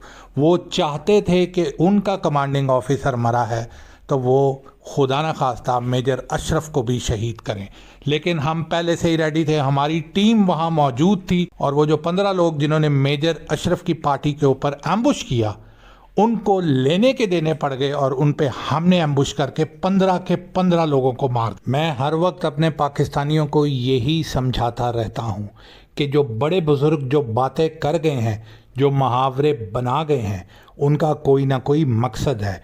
क्या ऐसी वजह है कि 500 साल में आप एक ऐसी बात नहीं कर सके? क्योंकि अकल में हम अपने बुजुर्गों से कम हैं। उन्होंने सही कहा है बनिए के लिए, बगल में छुरी और मुंह में राम राम। ये अपनी खसलत से बाज नहीं आ सकते। आपने 2000 बार इसको आजमाना है, अपने नुकसान में आजमा लें। जितनी भी अमन की आशा आपने रखनी है रख लें, इसने फिर भी पीठ के अंदर छुरा घोंपने की कोशिश कर दी है। सो बी अवेयर। अमन की आशा को भेजें घास चरने, जैसा मुंह वैसी चपेड़। सिर्फ यही फॉर्मूला कामयाब है। आप फिर से मेरी बात मत माने, बनिया आपको फिर मनवाएगा। 4 जुलाई की जब बॉम्बिंग रुकी तो मैं और अम्मार टाइगर हिल की तरफ कैप्टन शेर खान की तरफ चले गए और हमारे जो बाकी लोग थे इनको हमने कहा कि आप तोललिंग मेन पोस्ट के ऊपर आ जाएं। Sher Shah Vikram Batra was captain Ammar Hussain's last kill on Tololing compound. India वक्फे से अभी भी शेलिंग कर रहा था, लेकिन उनके जो ग्राउंड अटैक्स हैं वो बंद हो चुके थे। लगता है राजपुताना राइफल्स और जेके राइफल्स की जो लॉसेज हुए थे उनकी वजह से वो काफ़ी शॉक में थे। हमारे बार बार कहने के बावजूद वो ऊपर बॉडीज़ भी नहीं लेने आए। विक्रम बत्रा की बॉडी भी वहीं पड़ी थी। खैर, जो बॉडीज़ हमारी बेस के पास थी हमने उनको थोड़ा पैरों से रोल डाउन करके नीचे फेंक दिया, लेकिन इतनी भी नीचे नहीं गई कि वो इंडियंस को मिल जाती। वैसे भी इंडियन आर्मी ये बॉडीज़ उठाने के लिए लोकल पोर्टर्स को यूज़ करती थी, और लोकल पोर्टर्स एक स्पेसिफिक जगह तक आके रुक जाते थे और चीखना चिल्लाने लगते थे कि हमें गोली ना मारें, हमें गोली ना मारें, हम बॉडीज़ उठाने आए। हम कभी उनको उठाने भी देते थे, कभी नहीं भी उठाने देते थे, क्योंकि आप इंडियंस के ऊपर तो ट्रस्ट नहीं कर सकते। और कारगिल वॉर में मैं आपको मिसाल के ऊपर मिसाल दे चुका हूँ कि ये किस तरीके से हमें हर मुआहदे के ऊपर बैक स्टैप करते थे। खैर, शाम का वक्त था और हमें अब दूसरी पोस्टों की तरफ निकलना था। हम यहाँ से देख सकते थे कि इंडियन बोफर गने जो हैं वो टाइगर हिल पे बहुत ही इंटेंस बॉम्बिंग कर रही हैं। मैंने अम्मार को बोला कि मैं कैप्टन शेर खान के पास वापस जा रहा हूँ, तो उन्होंने मुझे बोला कि वो मेरे साथ चलेंगे। हमने तोललिंग के ऊपर जवानों को खैरबाद कहा और हम टाइगर हिल की तरफ बढ़ना शुरू हो गए। टाइगर हिल के ऊपर बहुत ही इंटेंस किस्म की बॉम्बिंग हो रही थी और हमें दूर से स्पार्क्स नजर आ रहे थे और पता चल रहा था कि हमारी लेफ्ट फ्लैंक की जो लिस्टिंग पोस्ट है हेलमेट, उसके ऊपर बहुत ही इंटेंस लड़ाई जारी थी। इन सारी पोस्ट पे कम्यूट करने के लिए एक तो सामने से रास्ते थे, लेकिन चंद रास्ते ऐसे भी थे जो इंडियंस को ना तो पता थे ना पता है। हम जब इनके अंदर ट्रेवल करते थे तो हम अपने वाले रास्ते लेते थे। हम जब टाइगर हिल टॉप पे पहुंचे तो शेर खान वहां मौजूद नहीं थे, वो नीचे लिसनिंग पोस्ट के ऊपर गए हुए थे। थोड़ी देर में शेर खान ऊपर आए तो अम्मार को देख के बहुत खुश हुए। अम्मार और शेर खान दोनों कोर्समेट थे। शेर खान अम्मार को देख के कहते हैं कि आज तो मेरा टाइगर हिल के ऊपर आया है, आज तो कोई स्पेशल पार्टी होनी चाहिए, लेकिन पहले जरा ये इंडियंस का दिमाग दुरुस्त कर लें, उसके बाद इंशाल्लाह पार्टी करेंगे। टाइगर हिल के ऊपर इस वक्त 18 ग्रेनेडियर्स की पूरी ब्रिगेड, 8 सिख की पूरी ब्रिगेड, नागा 2 की पूरी बटालियन, यानी आप कह लो कि 3,500 से 4,000 बंदा टाइगर हिल को कैप्चर करने के लिए लगा हुआ था। और उसके ऊपर अबव ऑल इनके जो आर्टिलरी फायर आ रहा था वो बहुत ही इंटेंस आ रहा था। अम्मार और मुझे मिला के अब हम टाइगर हिल के ऊपर तकरीबन 13 लोग थे और हमारा मुकाबला तकरीबन 3,500 से 4,000 इंडियन फौजियों से था जो डिफरेंट पोजीशन से ऊपर चढ़ना चाह रहे थे। इतने में मैंने देखा कि इंडियंस रस्सियों के साथ भी टाइगर हिल के ऊपर चढ़ना चाह रहे हैं। ये इनकी घातक प्लेटून थी 18 ग्रेनेडियर्स की। और मैंने देखा, जिनको बाद में हमने रिकग्नाइज़ किया, लेफ्टिनेंट बलवान सिंह, ये रस्सी से ऊपर चढ़ रहे थे और मैं साइड के ऊपर खड़ा था। इनको मैं नज़र नहीं आ रहा था, लेकिन ये मुझे नज़र आ रहे थे। मैंने दिल में बोला, वाह भाई बलवान, तू वखरे ही स्टंट कर रहा है। और इनको ऐसी जगह के ऊपर गोली मारी जो ये बता तो सकते हैं लेकिन दिखा नहीं सकते। ये नीचे गिरे और ये चीखे मारते हुए वहां से भाग गए। उसके बाद ये कभी टाइगर हिल के आसपास नजर नहीं आए। बाद में हमें पता चला कि इनको इस जगह पे गोली खाने की वजह से वीर चक्रा मिला है। Good for him, no hard feelings. हमें हमारी लिसनिंग पोस्ट से बार बार वायरलेस आ रहा था कि उनके पास एमओ ख़त्म हो रही है और हमारे पास ऊपर भी कोई एमओ एज सच मौजूद नहीं थी। कैप्टन शेर खान मुझे कहते हैं कि जल्दी जा और एमओ लेके आ। मैंने कहा, सर जी मैं जितनी भी जल्दी करूं मुझे 8 से 9 घंटे तो लगेंगे ही लगेंगे। तो वो मुझे कहते हैं कि यार कोई मसला नहीं, 10 घंटे भी लगा ले, तू लेके आ, क्योंकि हम उतनी देर तो इनको रोकते हैं और वैसे भी अब ये थक चुके हैं, ये अब ऊपर नहीं आएंगे और इनकी बॉम्बिंग भी अब रुक गई है तकरीबन, तो तू जा और एमओ लेके आ। मैंने कहा, सर ये तो ऊपर नहीं आएंगे, लेकिन आपने नीचे नहीं जाना, आप बार बार नीचे जा रहे हैं और ये रिस्की है, आपने अब नीचे नहीं जाना जब तक मैं नहीं आता। कहते हैं ठीक है यार मैं नहीं जाऊंगा, तू तो जाना इधर से। कैप्टन शेर खान मेरे से बहुत नाराज हो रहे थे और गुस्से भी हो रहे थे, लेकिन पता नहीं क्या कि मेरा दिल घबरा रहा था, उनको छोड़ के जाने का मेरा दिल नहीं कर रहा था। खैर, कैप्टन शेर खान को कौन ना कर सकता था। मैंने कैप्टन अम्मार को बोला कि सर जी आपने इनको नीचे नहीं जाने देना। तो उन्होंने मुझे बोला, तू फिक्र मत कर, मैं इसको नीचे नहीं जाने देता, और अगर नीचे लिस्टिंग पोस्ट पे जाना भी होगा तो मैं खुद जाऊंगा, इसको मैं नीचे नहीं जाने देता, तू जा एमओ लेके आ, क्योंकि नीचे भी एमओ खत्म हो रही है। मैंने घड़ी पे टाइम देखा तो 3 बज रहे थे सुबह के, और मैं वहां से निकला टाइगर हिल से। मैं सीधा आज़ादी पोस्ट की तरफ बढ़ा क्योंकि वो हमारी नज़दीक तरीन पोस्ट थी और वहाँ मुझे पहुँचने में तकरीबन 2.5 से 3 घंटे लगते थे। जब मैं आज़ादी पोस्ट पे ऊपर आया तो वहाँ भी काफ़ी ज़्यादा बॉम्बिंग के डैमेजेस थे। मैं वहाँ से नीचे उतरा लिस्निंग पोस्ट पे, वहाँ मुझे लालक जान मिला। He was in high spirits. उधर से मैं मज़ीद नीचे गया क्योंकि नीचे जो इंडियन बॉडीज़ पड़ी हुई थी उनके साथ साफ ज़ाहिर है उनका असला भी पड़ा होता था। And that was an easy take, जिनमें ग्रेनेड्स, बुलेट्स, राइफल्स, हमें जो जो चीज़ें मिली हम उसको ऊपर लाना शुरू हो गए। हमें हम्प वाली साइड से थोड़ा फायर आ रहा था जिसको हम रिस्पॉन्ड करते थे। जब मैं आज़ादी पोस्ट की तरफ आ रहा था तकरीबन 4:30-500 आवर्स, तो इंडिया ने दोबारा से टाइगर हिल के ऊपर इंटेंस बॉम्बिंग शुरू कर दी थी। तकरीबन 6:30 बजे इन्होंने आज़ादी पोस्ट के ऊपर भी शेलिंग शुरू कर दी और 8:30 इन्होंने लोन हिल के ऊपर लालक जान की पोस्ट के ऊपर दोबारा से अटैक शुरू कर दिया। ये वो वक्त है कि जब हम लालक जान के पास 2 से 3 दफ़ा नीचे लोन हिल के ऊपर गए ताकि हम उनको ऊपर ले आएं क्योंकि वो शदीद ज़ख्मी थे। लेकिन लालक जान ने सफ़ेद इनकार कर दिया और लालक जान की पोस्ट के ऊपर इस वक्त 4 से 5 लोग मौजूद थे। अगले 3 दिन ये 4 लोग सीसा पिलाई हुई दीवार की तरह वहाँ खड़े रहे और इंडियंस को इन्होंने आगे नहीं आने दिया। मुझे याद है तकरीबन 3 बजे का टाइम था 7 तारीख को, जब मैं टाइगर हिल के ऊपर मौजूद था वापस, तो मुझे लालक जान की पोस्ट से वायरलेस आया कि लालक जान शहीद हो गए हैं। और वहाँ जो 2 जवान हमारे मौजूद थे उन्होंने कहा कि सर आप फिक्र मत करें, हम यहाँ मौजूद हैं, हमने होल्ड किया हुआ है, आप इधर ना आइएगा क्योंकि शेलिंग बहुत सवेर हो रही है और बहुत शदीद अटैक आ रहा है। लेकिन हम कैसे लालक जान को वहाँ रहने देते। हम वहाँ फिर गए।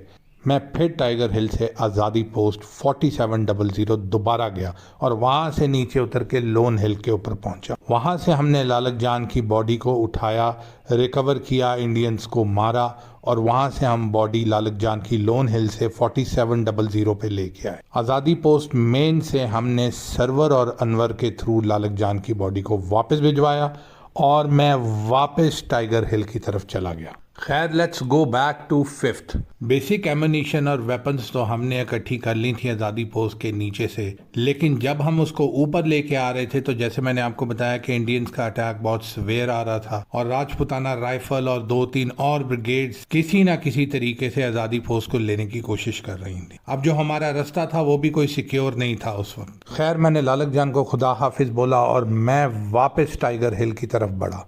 मेरे साथ तकरीबन 4 लोग थे और हमने वेपन्स उठाई हुई थी। हम जब टाइगर हिल की तरफ मुड़े तो जो इनके स्ट्रे शेलिंग थी, यानी जो इनके बोफर गन्स टाइगर हिल के ऊपर शेल कर रही थी, 2 से 3 किलोमीटर का, जैसे मैंने आपको बताया है, ये डिफरेंस था। तो वो स्ट्रे शेल्स हमारे पास आके गिर रहे थे। इंडियंस की जो 8 सिख और 18 ग्रेनेडियर की जो पोस्ट थी ये मशकूनुल्लाह के पास, यहाँ से ये बोफर गन्स के थ्रू टाइगर हिल के ऊपर शेलिंग कर रहे थे। हमारे पास क्योंकि लाइट वेपन्स थे तो टाइगर हिल से हम इनको हिट नहीं कर पा रहे थे, लेकिन जो लोग इनके ऊपर अप्रोच कर रहे थे टाइगर हिल से उनको हम नीचे जाके ज़रूर मार रहे थे। On the other hand Tololing compound या आज़ादी पोस्ट वाली जो इन्होंने बोफर गन्स लगाई हुई थी वो क्योंकि तोलालिंग रोड के करीब थी तो इनकी जो बेसिस थी वो रोड के दोनों साइड पे थी। रोड यानी NH1 ले श्रीनगर हाईवे। हम टाइगर हिल पे तकरीबन 5 बजे शाम को पहुँचे, यानी सुबह 3 बजे हम वहाँ से निकले थे और वापस हम वहाँ 5 बजे पहुँचे। और इससे पिछले 12 घंटों के दरमियान जंग 1 मिनट के लिए भी नहीं रुकी थी और शेलिंग 1 मिनट के लिए भी नहीं रुकी थी। मैं, सरवर, अनवर और काशिफ, हम 4 लोग जब टाइगर हिल टॉप पे पहुंचे तो कैप्टन शेर और कैप्टन अम्मार वहां मौजूद नहीं थे। हम नीचे की तरफ भागे लिस्निंग पोस्ट की तरफ, तो वहां हमें कैप्टन आसिम मिले जो शदीद ज़ख्मी थे। उनको 3 गोलियां लगी हुई थी, 2 पेट में और 1 टांग में। ही कुडंट मूव, लेकिन वो अपनी मशीन गन से इंडियन के ऊपर फायर कर रहे थे। हमने जल्दी जल्दी उनको फर्स्ट एड दी। कैप्टन आसिम दूसरी लिस्निंग पोस्ट के ऊपर मौजूद थे। उन्होंने हमें बोला कि यार मुझे छोड़ो, तुम नीचे जाओ। कैप्टन शेर नीचे गए हैं और उनके पीछे अम्मार गया है। अम्मार शायद इंडियन गेट के ऊपर है, जल्दी जाओ और उनको हेल्प करो। मेरी तो जैसे पूरी बॉडी के अंदर करंट लग गया हो। ये दोनों नीचे चले गए थे, कैप्टन शेर भी नीचे चले गए थे और कैप्टन अम्मार उनके पीछे उनको बचाने के लिए वो भी नीचे चले गए थे। हम 4 लोग नीचे दौड़ पड़े। जब हम हेलमेट पे पहुंचे तो वहां भी अटैक आया हुआ था और वहां लड़ाई हो रही थी। ये उस पॉइंट का वाकया है कि जब मुझे वायरलेस आई कि कैप्टन शेर खान शहीद हो चुके हैं और अम्मार उनके पीछे 8 सिख कैंप के अंदर चला गया है। हम 4 से 5 लोग इस वक्त 20 से 25 इंडियंस के साथ हैंड टू हैंड कॉम्बैट में थे जब हमें ये मैसेज आया। बस उसके बाद हमें कुछ पता नहीं है। हमने उन 20 लोगों को जिस तरीके से मारा, आई कैन नॉट एक्सप्लेन। हम बहुत जल्दी में नीचे उतरना शुरू हो गए and we approached Indian gate. मुझे कुछ पता नहीं है कि मैंने किस चीज़ के ऊपर पैर रखा और किस तरह और कितने इंडियंस की गर्दन को तोड़ा। मुझे बस इतना याद है कि मेरे सर में और मेरे कानों में कैप्टन शेर की आवाज़ आ रही थी और मैं उनको बोल रहा था कि सर आपने नीचे नहीं जाना, और अम्मार मुझे कह रहा था कि मैं इनको जाने नहीं दूंगा। वो दोनों नीचे चले गए थे, मेरे दोनों भाई अकेले नीचे चले गए थे और कैप्टन शेर खान, कैप्टन करनाल शेर खान शहीद हो चुके थे। मेरे साथ साजिद, अनवर और काशिफ, हम 4 लोग नीचे इंडियन गेट से नीचे उतरे और 8 सिख की बेस कैंप की तरफ बढ़े। हमारे ऊपर हैवी मशीन गन का फायर आ रहा था। हमने देखा कि पत्थरों के पीछे हमारे 2 जख्मी जवान मौजूद हैं। हम जल्दी से उनके पास पहुंचे। उनमें से एक ने हमें बताया कि कैप्टन अम्मार कैप्टन शेर खान के पीछे इन 2 जवानों के साथ नीचे उतरे थे हेलमेट में, और फिर जब उन्होंने देखा कि शेर खान 8 सिख कैंप के अंदर हैं तो उन्होंने उन दोनों को बोला कि उनको कवर प्रोवाइड करें और वो आगे चले गए। लेकिन क्योंकि इंडिया की तकरीबन 3 से 4 ब्रिगेड इस वक्त इस जगह के ऊपर मौजूद थी, यानी 3,500 से 4,000 बंदा, जिनमें ग्रेनेडियर्स, नागा, गढ़वाल राइफल्स और 8 सिख, और सारे के सारे ऊपर हिल की तरफ फायर कर रहे थे। इनको हमारी एग्जैक्ट लोकेशन का तो पता नहीं था, लेकिन बहुत फायर आ रहा था। हमने अपने 2 जख्मियों को उठाया और हम वापस इंडियन गेट की तरफ गए। वहाँ हमने कैप्टन आसिम को भी उठाया जो शदीद ज़ख्मी थे, और इनको हम ले के ऊपर टाइगर हिल की तरफ आए। हमारे 6 जवान इन 3 जख्मियों को, जिनमें कैप्टन आसिम भी मौजूद थे, इनको लेके पीछे हमारी जो मेड बेस थी उसकी तरफ रवाना हुए। अब टाइगर हिल के ऊपर सिर्फ हम 3 लोग बाकी थे। हमने फैसला किया कि हम नीचे जाएंगे और 8 सिख के कैंप के ऊपर अटैक करेंगे।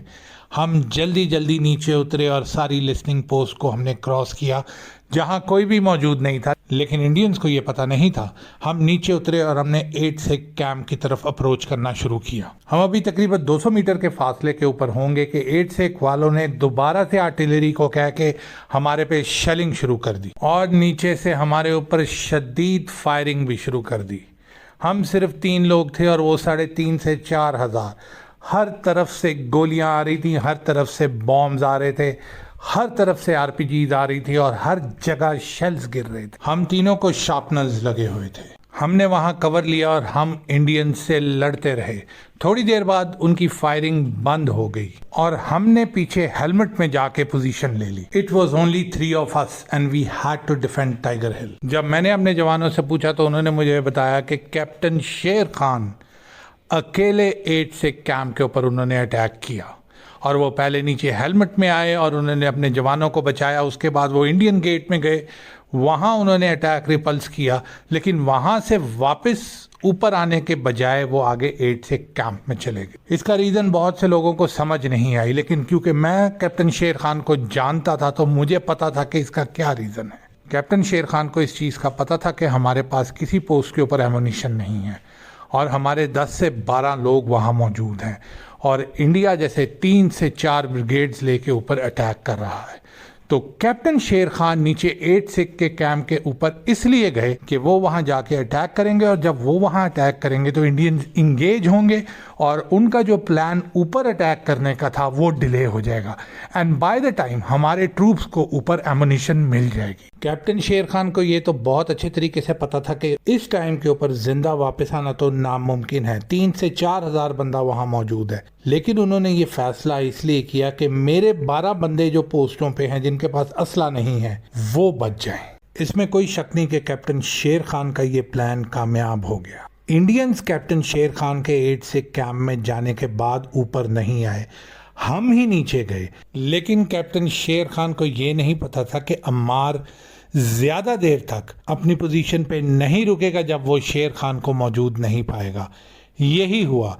Captain Ammar went down behind captain शेर खान। जब कैप्टन शेर खान ऊपर नहीं वापस आए तो अम्मार उनके नीचे 8 सिख कैंप में गया और उसी तरीके से 8 सिख कैंप के अंदर घुस गया जिस तरह कैप्टन शेर खान इंडियंस के पड़खच्चे उड़ाते हुए 8 सिख कैंप के अंदर घुसे थे।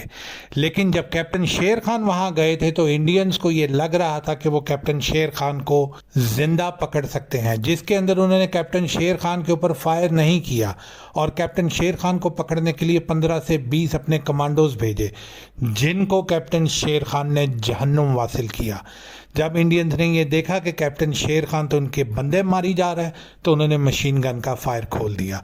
Indians did not do this mistake again. जब अम्मार कैप्टन शेर खान के पीछे दोबारा 8 सिख में गया तो इंडियंस ने मशीन गन का फायर इमीडिएटली खोल दिया। अम्मार बहुत बहादुरी से लड़ा और Ammar did everything he could to save Sher Khan, लेकिन कैप्टन शेर खान शहीद हो चुके थे और फिर फाइनली मशीन गन का एक बस जाके अम्मार को लगा और कैप्टन अम्मार हुसैन भी शहीद हो गए। जब मैंने 8 सिख के ऊपर अटैक किया तो 8 सिख वालों का तो जैसे दिमाग फट गया हो। उन्होंने ये कहा कि ये एक एक बंदा निकल के आ जाता है, हमारे 20-20 बंदे मार देता है, पता नहीं कितने ही बंदे मौजूद हैं और कितने ही ये लोग कब तक आते रहेंगे। इसलिए उन्होंने थोड़ा सा अटैक करके वो अटैक बंद कर दिया। बेशक उनके ऊपर कैप्टन शेर खान और कैप्टन अम्मार ने जो खौफ तारी कर दिया था, यही रीज़न था कि उन्होंने उस अटैक को परस्यू नहीं किया। इंडियंस ने कैप्टन शेर खान और अम्मार की बॉडी को गुमड़ी बेस के ऊपर भिजवा दिया जो इनका डिविजनल हेडक्वार्टर था। वहां से उन्होंने कैप्टन शेर खान की बॉडी को दिल्ली भिजवा दिया और कैप्टन अम्मार की बॉडी को उन्होंने फुट हिल के ऊपर बरी कर दिया। उनको कैप्टन अम्मार के बारे में कुछ भी नहीं पता था कि ये कौन है। कैप्टन अम्मार कैप्टन शेर खान से बहुत प्यार करते थे। वो उनके कोर्समेट भी थे, उनके भाई भी थे और उनके दोस्त भी। उन्होंने ये गवारा ही नहीं किया कि शेर खान अकेला कुर्बानी दे। कैप्टन अम्मार कैप्टन शेर खान के पीछे इसलिए गए कि वो शेर खान को वहाँ से वापस लेके आएंगे। उस दिन हमने पाकिस्तान के 2 सबसे दलेर और बहादुर बेटे खोए। 5 जुलाई हमारे लिए बहुत ही भारी दिन है। उस दिन हमने टाइगर हिल को तो बचा लिया, लेकिन कैप्टन अम्मार हुसैन और करनाल शेर खान को खो दिया। 5 जुलाई के बाद इंडियंस ने कभी भी टाइगर हिल के ऊपर अप्रोच नहीं किया। वो सिर्फ और सिर्फ शेलिंग करते थे, लेकिन वो ऊपर नहीं आए जब तक हम खुद टाइगर हिल से वापस नहीं उतरे। उसके भी 2 हफ्तों के बाद वो 26 तारीख को ऊपर आए। 23 साल गुजर जाने के बावजूद आज भी इंडियन आर्मी की टाइगर हिल के ऊपर कोई पोस्ट नहीं है। उनके फौजी ऊपर जाने से डरते हैं, कहते हैं पाकिस्तानी हमें मारेंगे, द गोस्ट ऑफ कारगिल हमें मारेगा। लेकिन कैप्टन अम्मार तो वहीं मौजूद हैं और कैप्टन अम्मार का खौफ इंडियंस को ऊपर स्केल नहीं करने देता। आज भी captain Ammar Tiger Hill top को प्रोटेक्ट कर रहे हैं जैसे उस दिन कर रहे थे।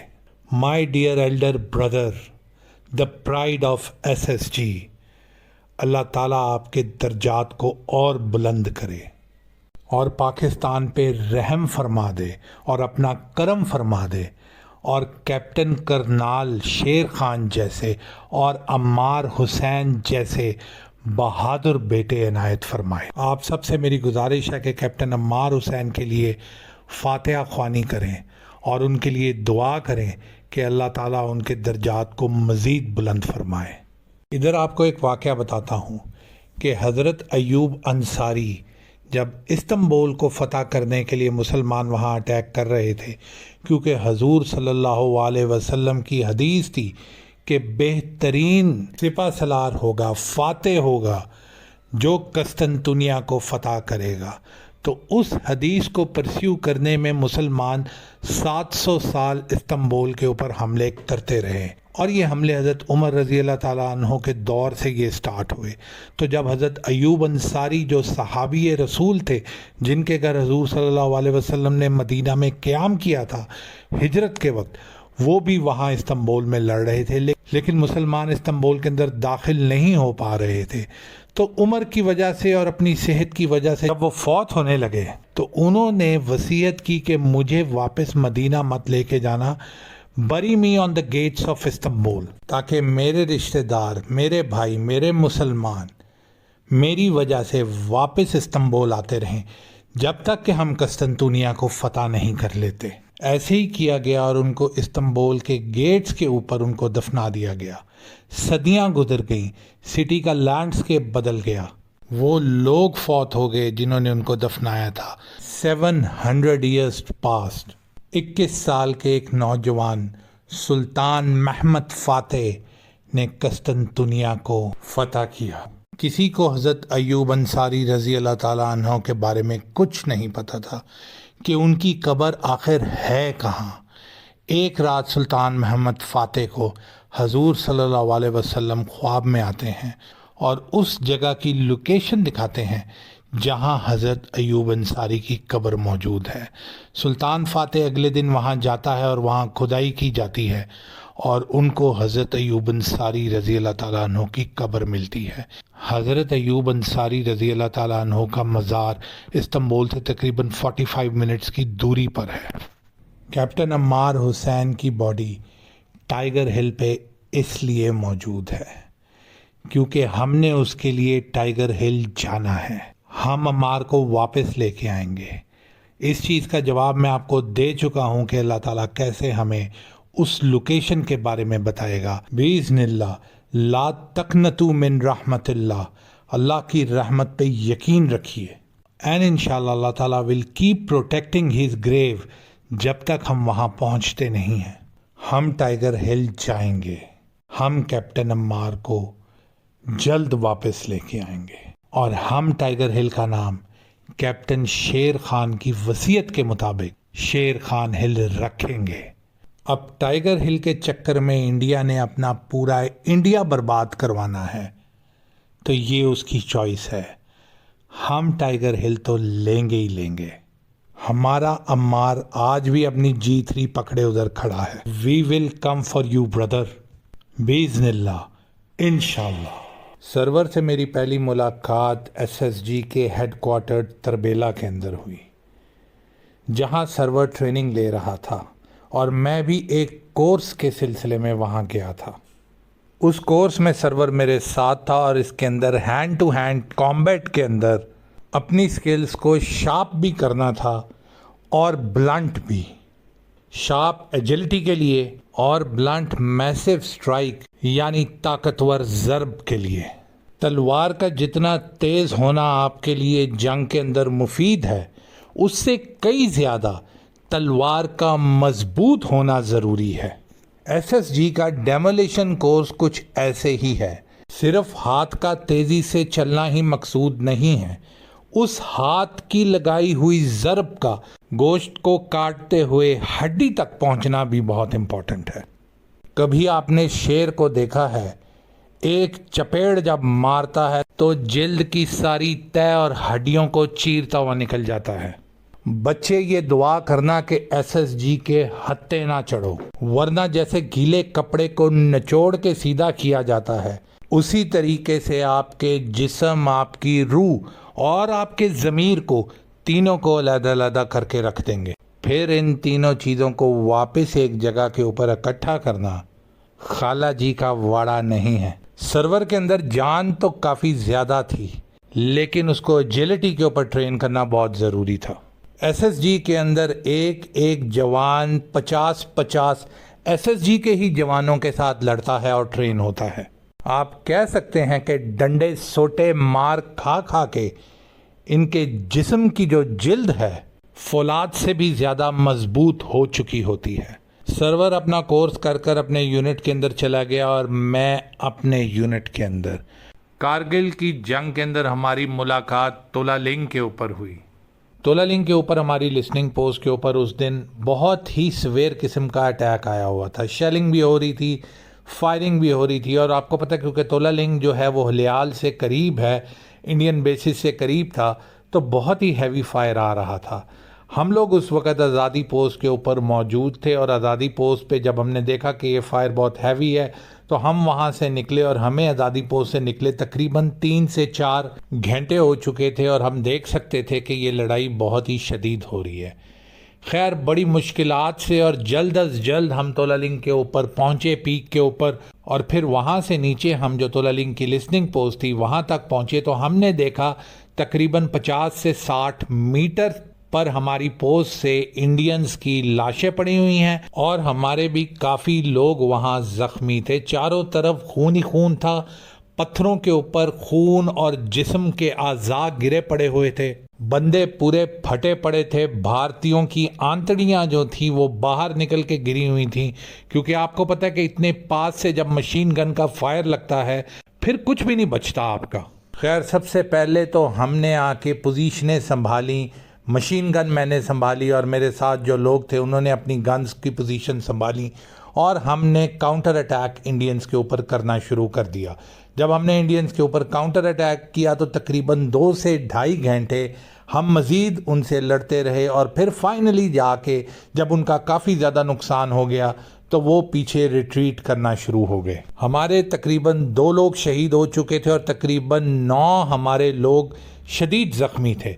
जब इंडियंस वापस वहाँ से भागे और रिट्रीट किए तो फिर हमने अपने जो ज़ख्मी थे और शहदा थे इनको हमने उठाया और फिर हमने इसको वापस भेजने का जो हमारा मेड कैंप था उसकी तरफ भेजने के लिए हमने दूसरी पोस्टों से हमने अपने चंद फौजियों को बुलवाया ताकि इन लोगों को वापस लेके जाया जाए मेडिकल कैंप की तरफ। ये हमारी काफ़ी क्रूशल लिसनिंग पोस्ट थी और इसके इर्द गिर्द जैसे मैंने आपको बताया 50 से 60 मीटर के ऊपर तकरीबन 250 से 300 इंडियंस की लाशें पड़ी हुई थी और बुरी हालत के अंदर वो लाशें पड़ी हुई थी। आप ये कह सकते हैं कि कोई एक बॉडी भी इंटैक्ट नहीं थी, फटे पड़े थे सारे जिस्म, किसी का सर उधर था, किसी के हाथ कटे हुए थे, किसी की टांगें कटी हुई थी। तो बाय ऑल मीन्स इनको हम इकट्ठा तो कर नहीं सकते थे। खैर जब हमने नीचे हम उतर के अपने लोगों को ढूंढ रहे थे तो वहाँ जब मैंने अपने एक बंदे को सीधा किया तो वो वहाँ मुझे सर्वर मिला। मैंने सर्वर को नहीं पहचाना। एक तो बिल्कुल उसके मुंह के ऊपर काफ़ी ज़्यादा मिट्टी लगी हुई थी, कंधे पे उसको एक गोली लगी हुई थी और दूसरा खून भी काफ़ी ज़्यादा लगा हुआ था, कुछ हमारे अपने फौजियों का, कुछ भारतीयों का। तो मैंने पीछे से आवाज़ दी और मैंने उनको बोला अपने जवानों को कि इसको उठाएँ और इसको ऊपर लेके आएँ, और मैं वहाँ से मूव करके दूसरे ज़ख्मियों की तरफ बढ़ गया। थोड़ी देर के बाद मैंने देखा कि यही जवान जिसको हमने उठा के मैंने ऊपर भेजा था, जिसके कंधे पे गोली लगी हुई थी, फर्स्ट एड करवा के ये फिर नीचे आके हमारे साथ बाकी जवानों को उठा रहा है और उसको अपनी इंजरी की कोई परवाह नहीं है। तो मैंने इसको बोला कि जवान बात सुनो मेरी। तो ये फिर मेरी तरफ जब बढ़ के आया तो मुझे कहता है कि सर पहचाना है। तो मैंने उसको बोला सर्वर यार तू है? कहता है जी सर बहुत देर होगी। और यकीनन मुझे सर्वर से मिले 4 साल हो चुके थे और मेरी ये मुलाकात सर्वर से तोलालिंग के ऊपर 4 साल के बाद हुई थी। खैर हमने सारी पोस्ट को दोबारा से इंटैक्ट किया, वहाँ नए लोगों को हमने पोस्ट किया और मैं सर्वर को लेके तोलालिंग की पीक के ऊपर जो हमारी मेन पोस्ट थी वहाँ चला गया। वहाँ जब रात को गपशप लगी तो मैंने सर्वर से पूछा हाँ भाई बता सर्वर कितने इंडियन भड़का चुका है? तो उसने कहा सर मशीन गन से लड़ने का मज़ा नहीं है, आपने जो ट्रेनिंग दी है उसको प्रैक्टिकली अभी तक मैं कर नहीं सका क्योंकि पोस्ट के ऊपर हम बैठे हुए हैं। सर जी अपने साथ नीचे लेके चले। मज़ा गोलियां चलाने का नहीं है सर, हाथ से गर्दनें मड़ोड़ने का है। क्या फ़ायदा हुआ जब आपसे एक चीज़ को सीखा लेकिन उसको प्रैक्टिकली कर नहीं सकते। मेरी ये ख्वाहिश है मैं आपको उसको प्रैक्टिकल करके दिखाऊं। मैंने कहा ठीक है सर्वर, कल मुझे हुलियाल में COD के ऊपर जाना है, तू चली मेरे साथ। मैंने सर्वर को क्लोज कॉम्बैट के अंदर 4 साल पहले तरबेला के अंदर बहुत ही अच्छे तरीके से ट्रेन किया हुआ था। मुझे पता था बंदा मजबूत है, जीदार है, जो बोल रहा है सच बोल रहा है, घबराएगा बिल्कुल नहीं और परेशान नहीं होगा। तो इसलिए मैंने उसको साथ ले जाने पर हामी भर ली और अगले दिन हम हुलियाल के ऊपर इंडिया की बेस कैंप से भी नीचे हमने COD के ऊपर हमला कर दिया। सर्वर को उस दिन सर्वर का छुरा मैंने तोहफे में दिया और बस मेरा उसको यही कहना था कि सर्वर भारतीयों की चीख ना निकले, 4 साल पहले की चीज़ें बदल चुकी थी, इक्विपमेंट बदल चुकी थी। आपकी इत्तला के लिए एक एसएसजी के पास कम से कम द मिनिमम इन्वेंट्री के अंदर 15 से 20 छुरे होते हैं डिफरेंट टाइप के। टाइम की किल्लत और डिफरेंट ऑपरेशंस की नौयत को जानते हुए सबसे ज़्यादा आसान जो स्ट्राइक है वो है गर्दन की स्ट्राइक, क्योंकि आप उसको बाल पकड़ के मनूवर कर सकते हो, एंगल बना सकते हो। वैसे स्ट्रेट में भी आप गर्दन को पकड़ सकते हो, आपको ग्रिप आ जाती है और आप स्लिट कर सकते हो जुगुलर वेन को 1 सेकंड से भी कम के वक्त के अंदर अंदर। आप कह लो कि ये एक स्टैंडर्ड किल है डैगर अटैक की। लेकिन उससे पहले मैं आपको थोड़ा सा स्टैंडर्ड इक्विपमेंट के बारे में भी बताता हूँ। जो ऑफिशियल एसएसजी का छुरा है उसकी ब्लेड इतनी स्ट्रांग होती है कि आप डायरेक्टली हड्डी के अंदर भी मारें तो वो हड्डी को भी चीर के निकल जाता है। और उसकी बेस जो मुठ होती है उसके अंदर हमने एक तरह से मेटल पिघला हुआ सीसा उसके अंदर डाला होता है ताकि उस बेस को हम हैंड टू हैंड कॉम्बैट के अंदर यूज़ करें। वो बेस इतनी स्ट्रांग होती है कि आप उसको जिधर मारेंगे वहाँ से वो हड्डियाँ भी तोड़ देगी और पूरी जिल्द भी ऊपर से उखाड़ देगी। मुंह पे, गर्दन में, सर पे, ये 3 बेस्ट पार्ट्स हैं। इसके अलावा सबसे ज़्यादा जो इम्पॉर्टेंट नाइफ़ होती है वो ज़रा वज़न में हल्की होती है लेकिन शार्प बहुत होती है और पैराकॉर्ड की ग्रिप उसकी होती है, वो थ्रो नाइफ होती है। वो आप 10 से 15 मीटर की दूरी के ऊपर से दुश्मन की आंख, गर्दन, सर, चेस्ट, जहां आपको मौका मिले उसके ऊपर मार सकते हैं and you can get a kill. 4 से 5 इंच की नाइफ होती है जो अपने कवर में होती है, इसको कहते हैं शू नाइफ। ये हमारे जो बूट्स होते हैं उनके जो तस्मे होते हैं, लेसेस होते हैं, उनके साथ ये बंधी होती है and it's kind of N emergency knife कि अगर आपको कभी इमरजेंसी में आप नीचे गिरे हों और आपने वेपन को पकड़ना है और सीधा थ्रोट के अंदर उसको पेनिट्रेट करना है तो this is your knife. Kargil के अंदर भारतीयों के काफ़ी टेटवे हमने दबाए तो नहीं इससे, लेकिन काटे ज़रूर हैं। आप ये कह सकते हैं कि बेहतरीन टॉन्सिल्स का ऑपरेशन। अब मैं आता हूँ मेजर कॉम्बैट नाइफ जिसको स्कॉर्पियन कहा जाता है। स्कॉर्पियन आप अगर उसको स्टमक में मारें, चेस्ट में मारें, गर्दन में मारें तो इसकी एक ख़ासियत है कि ये अंदर से सारी चीज़ें साथ लेके बाहर आती है, वल्लाह कुछ भी नहीं छोड़ती। ये आप कह सकते हैं कि मेरी फेवरेट नाइफ है। रेज़र शार्प के जब आप मारेंगे तो ये आपका हाथ भी अंदर ले जाती है और जब आप इसको खींचेंगे बाहर तो अंदर की जितनी चीज़ें हैं, जितने ऑर्गन्स हैं, वो सारे ये बाहर खींच के ले आएगी। दरमियान में आप कह लें कि जून के अंदर हम स्कॉर्पियन को अवॉइड करते थे क्योंकि इंडियंस अपनी बॉडीज़ उठाते नहीं थे, तो वो जितना गंद पड़ता था उनकी बॉडीज़ में उतनी बदबू फैलती थी और फिर हमारे से खाना तो दूर की बात है, पानी पीना भी मुहाल होता था जब तक हम उनको जला नहीं देते थे। 4-4, 5-5 दिन हम भारतीयों से पूछते रहते थे कि इनका क्या करें, बताओ, जलाएं, दफनाएं, क्या करें। वो जवाब नहीं देते थे और फिर 5वें 6ठे दिन हम उनको अपने तरीके से जला देते थे। अब ये ना पूछिएगा कि अपने वाला तरीका क्या था, बस आपको ये बताता हूँ। चरिंद परिंद काफ़ी खुश होते थे और उनकी और ज़मीन की न्यूट्रिशन पूरी हो जाती थी। भारतीय जान के भी ये बॉडीज नहीं उठाते थे क्योंकि उनको पता था कि बहुत ज़्यादा बदबू और ये सब चीज़ें फैल रही हैं, पाकिस्तानियों के लिए मुश्किल होगा यहाँ बैठना, इसलिए we had to take our decision and we used to take our decision. तो आप ये आराम से कह सकते हैं कि एक एसएसजी के पास डैगर इन्वेंट्री जो उसकी होती है एक ऊंट वाले कसाई से भी ज़्यादा होती है। अब आपको समझ आएगी कि जंग के अंदर SSG hand to hand battle क्यों करना चाहते हैं, उनकी ये ख्वाहिश क्यों होती है।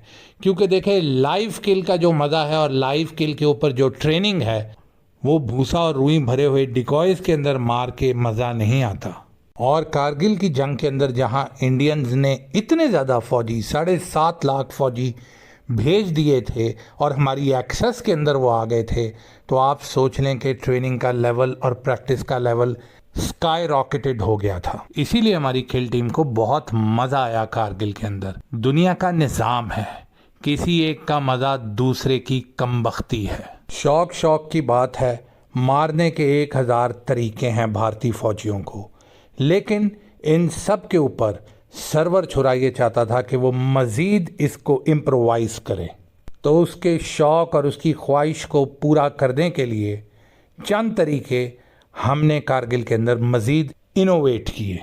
देख सर्वर, आज तुझे बताता हूँ, कि इंसान की पसलियों के दरमियान में एक गैप है।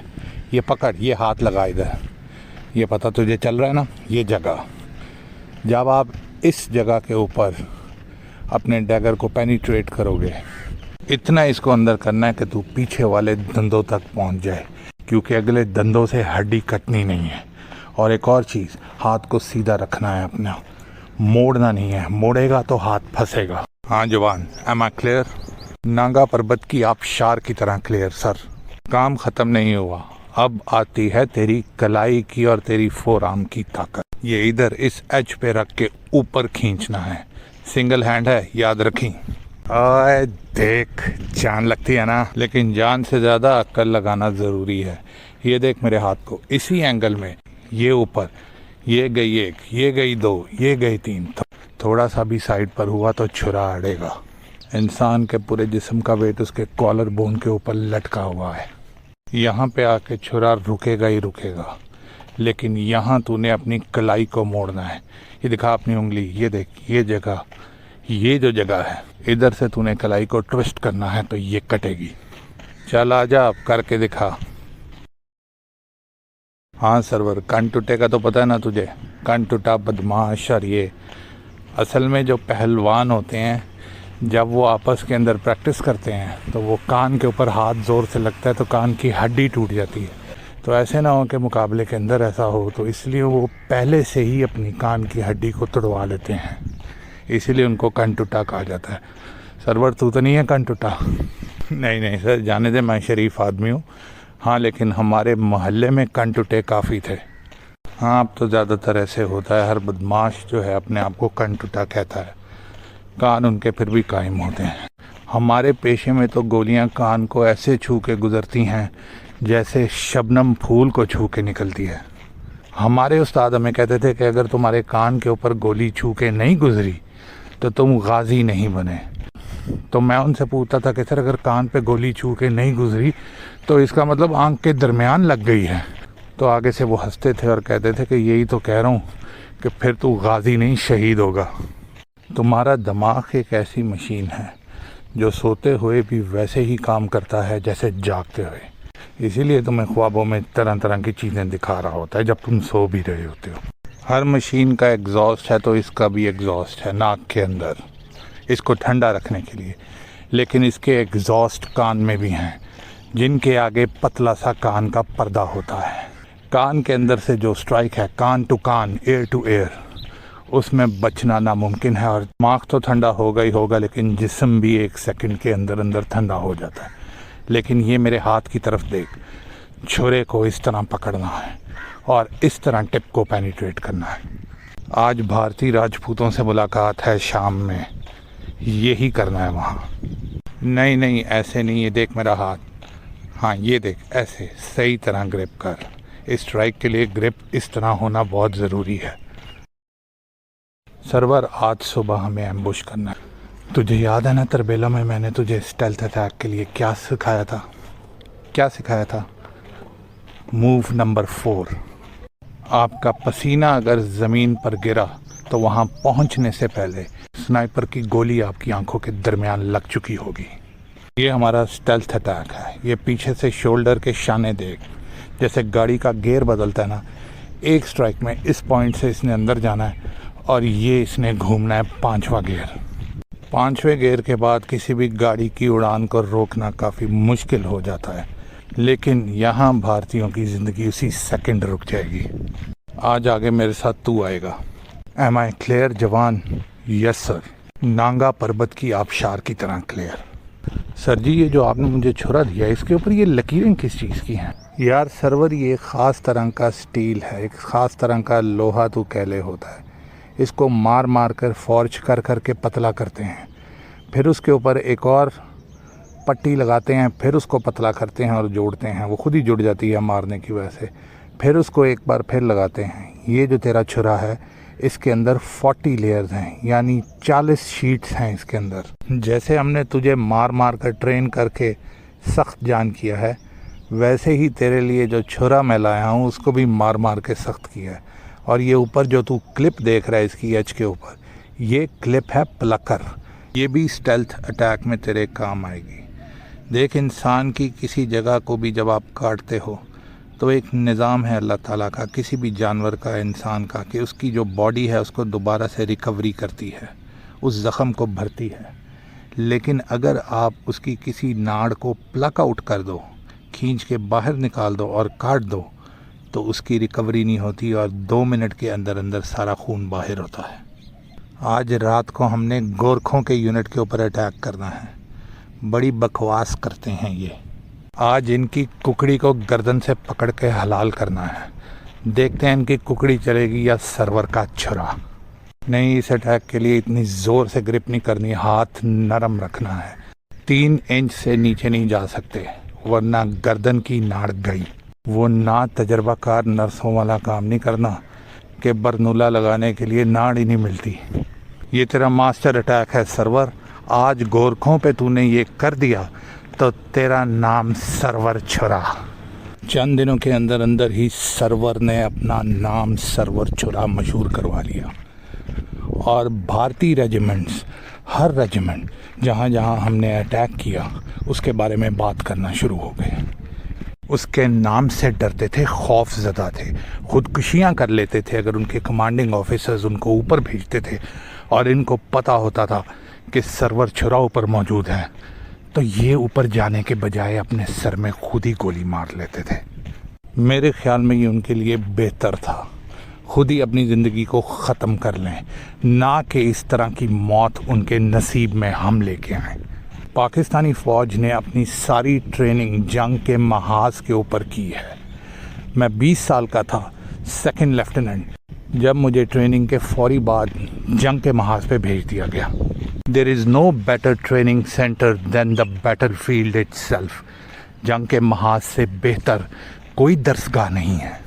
देखिए, जंग के अंदर तो ये होता है, जहाँ डिसीज़्ड है वहाँ बिरीव्ड है, और जहाँ डिसीज़्ड है वहीं से आप ट्रेन होते हैं। सर्वर की किस्मत अच्छी है, he got a playing field. इतनी बड़ी भारतीय फ़ौज इतनी ज़्यादा तादाद में मौजूद थी। और दूसरा, हैंड टू हैंड कॉम्बैट या डैगर अटैक्स के अंदर गर्दन का होना ज़रूरी है। अब आप मुझे खुद बताएं, कुत्ते, बिल्ली, बकरे, इनके अंदर गर्दन नहीं होती यार। And last but not least, इन बेचारों की पॉपुलेशन को क्यों हम कम करें? फिर एनिमल राइट्स वाले भी आ जाएंगे कि ये आप क्या कर रहे हैं। बेहतरीन से बेहतरीन तरीका था कि भारतीय फ़ौज के ऊपर अपनी इन स्किल्स को मास्टर करें। Totally professional sir, no hard feelings. हम उनको खुला बताते थे कि तुम ना आओ ऊपर। कई उनमें से जो बेचारे पीछे से उनको पुश करके वो ऊपर भेजते थे, वो ऊपर से छलांगे मार देते थे, भाग जाते थे। हम जाने देते थे उनको यार। ये बात और ये तासुर बिल्कुल गलत है जो भारतीयों ने दिया हुआ है कि हमारे दिल में उनके लिए कोई इज्जत नहीं थी। कई बार इनके फौजियों के सीने के ऊपर बैठे हुए हैं और चाकू उनकी आंख से 1 इंच पीछे है, और वो रोते थे, मिन्नतें करते थे, वास्ते डालते थे, छोड़ देते थे हम उनको। ऐसी कोई बात नहीं है। हमारी क्लियर इंस्ट्रक्शन थी कि ज़ख्मी करना है, लेकिन अगर वो बेचारा मिन्नतें करता है, वापस जाना चाहता है, घसीट घसीट के ज़मीन पे रगड़ रगड़ के योगिंदर बाबू की तरह, बलवंत सिंह की तरह, तो जाने देना यार। हाँ, निशानी ज़रूर लगा देते थे। ज़्यादातर इनसे पूछ लें कि किस जगह के ऊपर जहाँ इनको बैठने में तकलीफ़ हो। हमारा कोई कारगिल का ऐसा गाजी नहीं है जिसको गोलियां ना लगी। मुझे 7 गोलियां लगी हैं कारगिल के अंदर। भारतीयों ने जिन अपने अफसरों को वीर चक्रे दिए और उनको गोलियां नहीं लगी, तो आप खुद ही सोच लें कि कहाँ तक वो आगे आए होंगे। जिन बिलों के अंदर ये छुपे होते थे, हमने वहाँ भी जाके इनको निशानियाँ लगाई हैं। ऐसी बात नहीं है, हम वहाँ भी पहुँचे हैं इनके लिए कि अब जो ये बच गए हैं तो कोई सुवेनियर तो इनके पास होना चाहिए ना जंग का दिखाने के लिए। उसके बाद सर्वर मेरे साथ कई मिशंस के ऊपर गया, और आपको याद है कि एक एम्बुश का मिशन मैंने आपको टाइगर हिल के ऊपर बताया था। सर्वर उसमें भी मौजूद था। एक दफ़ा टाइगर हिल के ऊपर हम कैप्टन शेर खान के साथ ऊपर मेन पोस्ट के ऊपर बैठे हुए थे, टाइगर हिल पीक के ऊपर। तो सर्वर वहाँ आया और सर्वर ने आके हमें बताया कि सर जी, मुझे कुछ इंडियंस की मूवमेंट नज़र आई है टाइगर हिल के पीछे। उस वक्त तो हमें ये लगा कि ये इत्तेफाक की बात है कि इंडियंस के 2 बड़े अटैक हमारे टाइगर हिल की 2 मेन लिसनिंग पोस्ट के ऊपर कंपाइल हो रहे थे नीचे। लेकिन बाद में हमें पता चला कि ये इत्तेफाक की बात नहीं थी। जब सर्वर ने हमें पीछे वाली मूवमेंट के बारे में बताया तो कैप्टन शेर खान, जैसे कि उनकी आदत थी, एकदम से उठे, अपनी वेपन उठाई और कहते हैं चलो मेरे साथ। मैंने उनको बोला कि सर जी आप ठहर जाएं, मेन फ्रंटल अटैक्स हमें आ रहे हैं, इसके बारे में प्रिपेयर करना है, मैं जाता हूँ पीछे और मैं जाके देख के आता हूँ कि ये क्या माजरा है। तो उन्होंने मुझे गुस्से से देखा और बोला कि छोटे तूने ही सारे बंदे मारने हैं। मैंने कहा नहीं सर जी आपने भी मारने हैं, ये आगे से 4 ब्रिगेड्स आ रही हैं, ये सारे आपके लिए हैं, अगर आप पीछे चले जाएंगे तो पोस्ट को कौन संभालेगा। हो सकता है कोई डिकॉय हो, आपको हम नीचे भेज दें और इधर से मेजर अटैक आ जाए, तो आप इधर ही रहें, मैं जाता हूँ नीचे। और मैंने फिर 4 स्नाइपर अपने साथ लिए, सर्वर को साथ लिया और हम पिछली साइड से टाइगर हिल के नीचे उतरना शुरू हो गए। टाइगर हिल के जो पीछे से और ईस्टर्न और वेस्टर्न साइड से जो रास्ते हैं वो हमें रटे हुए हैं, तो हम उसी साइड के ऊपर से गए जहाँ से रास्ता ऊपर चढ़ने का था। और हमने थोड़ी ही दूर तकरीबन इंडियंस के कोई 60 से 70 बंदे देखे।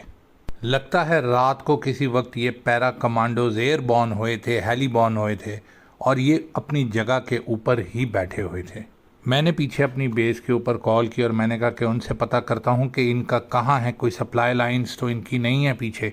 तो उन्होंने मुझे बोला कि उनको दूर दूर तक कोई बंदा नज़र नहीं आ रहा। दैट मीन्स ये कंफर्म हो गया कि ये एयरबॉर्न ही हुए थे। अभी हम ये सोच ही रहे थे कि इंडिया ने हैवी शेलिंग फ्रंट वाली साइड से 2 लिसनिंग पोस्ट के ऊपर, ये बहुत कम वाक़यात हुए हैं कि जब उन्होंने दोनों लिसनिंग पोस्ट पे एक ही वक्त के ऊपर अटैक किया हो, हैवी शेलिंग शुरू कर दी और तकरीबन 6 से 7 ब्रिगेड, यानी आप कह सकते हैं 5 से 6 हज़ार बंदा ऊपर की तरफ अप्रोच कर रहा था। हम ऊपर से देख रहे थे तो नीचे बंदा ही बंदा था। जाट रेजिमेंट, 8 से ग्रेनेडियर्स, राजपुताना राइफल्स। मैंने कैप्टन शेर खान को वायरलेस किया और बोला कि सर जी ये तो लड़की वाले वलीमे के ऊपर पूरा का पूरा टब्बर लेके आ रहे हैं। उन्होंने मेरे से पूछा तेरी क्या सिचुएशन है, तो मैंने कहा कि सर 2 से 3 कॉयज इधर भी मौजूद हैं और एयरबॉर्न हुए हैं। उन्होंने कहा अच्छा, भारतीय फनकारी लगा रहे हैं हमारे साथ। इनको ये लगता है कि ये ऊपर टाइगर हिल के ऊपर आ भी जाएंगे और इधर कब्जा भी कर लेंगे और हम पीछे की तरफ जब मुड़ेंगे तो आगे ये जो पैरा बैठे हैं ये हमारे ऊपर एम्बुश करेंगे। माशाल्लाह बॉलीवुड फिल्में बनाने में बहुत तेज़ है। तू पीछे इनको देख, मैं लिसनिंग पोस्ट में जाके इसके अटैक को रिपल्स करता हूँ। मैंने कहा रॉजर सर मैं देखता हूँ, ये अभी तो फ़िलहाल उसी जगह पे बैठे हुए हैं, हम थोड़ा आगे जाके इनको अप्रोच करते हैं, हम इनको जहन्नुम वासिल करके मैं ऊपर पीक के ऊपर आके रिटेन कर लूँगा पोस्ट को। उन्होंने कहा ठीक है, ऊपर आसिम बैठा हुआ है तो ये काम करके आ, मैं नीचे से करके आता हूँ। फ्रंटल अटैक बहुत स्वेयर किस्म का इंडिया ने इस बार किया हुआ था और जैसे ही अब फ्रंटल अटैक होना शुरू हुआ, ये जो पैरा कमांडो 60-70 बैठे थे, इन्होंने थोड़ी सी मूवमेंट ऊपर की तरफ करना शुरू कर दी। मैंने चारों लोगों को बोला कि अलग-अलग पोजीशन संभाल लें, टोटली इंडिविजुअल, और मैं ख़ुद भी एक अलग पोजीशन पे जाके बैठ गया। अब हम तकरीबन 6 डिफरेंट पोजीशन पर एक एक बंदा बैठा हुआ था। इंडियन फौजियों को रास्ते बिल्कुल भी नहीं आते थे, वो जैसे अंधा सफ़ेद स्टिक लेके इधर हाथ मारता हुआ चलता आ रहा होता है, बिल्कुल उस तरीके से वो ऊपर की तरफ आ रहे थे और उन्होंने हमारी पोजीशंस को क्रॉस कर दिया।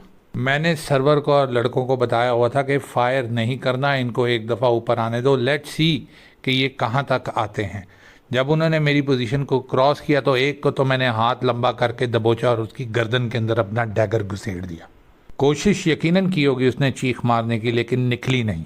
मैंने अपने राइट साइड पर देखा तो छोरा अपने स्टेल्थ अटैक कर ही जा रहा था, 3-4 बंदे फड़का चुका था।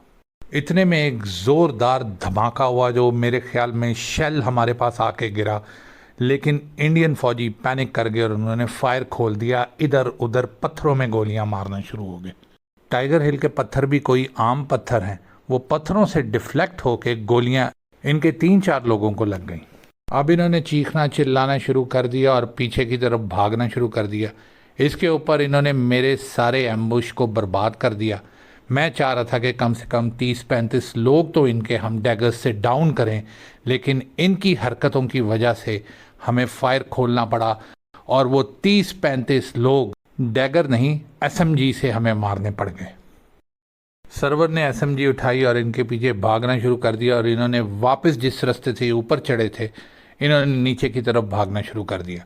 पता नहीं भाग के जाना कहाँ था इन्होंने, मेरी समझ से बाहर है, क्योंकि आगे तो हमारी बेस पड़ी थी जो इनके इलाके में हमने बनाई हुई थी। ये बेचारे टाइगर हिल और हमारी बेस यानी एलओसी के अंदर जो हमारी बेस थी उसके अंदर सैंडविच हो गए। जहाज़ तो इनको छोड़ के भाग चुके थे। एस्टिमेट इनका ये था कि टाइगर हिल के ऊपर ये कब्ज़ा कर लेंगे और ये ऊपर चढ़ के दूसरी साइड के ऊपर तिरंगे लहराते हुए नीचे उतर जाएंगे। दूसरी साइड पर इनको टाइगर हिल की तीसरी लिस्निंग पोस्ट, जो हमारी पहली लिस्निंग पोस्ट थी, कैप्टन शेर ने वो ही नहीं टपने दी और इधर इनको हमने पकड़ लिया। Bad planning Indian army, bad planning.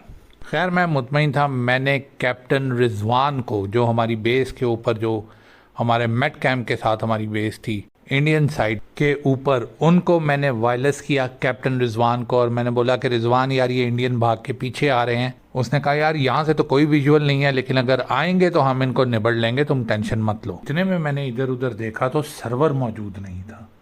मैंने इसको आवाज़ें दी लेकिन हमें पता चला कि सर्वर पूरे उस एरिया के अंदर मौजूद नहीं है। हम भाग के जिस साइड के ऊपर इंडियन भागे थे उस साइड के ऊपर आगे गए, वहाँ भी सर्वर मौजूद नहीं था।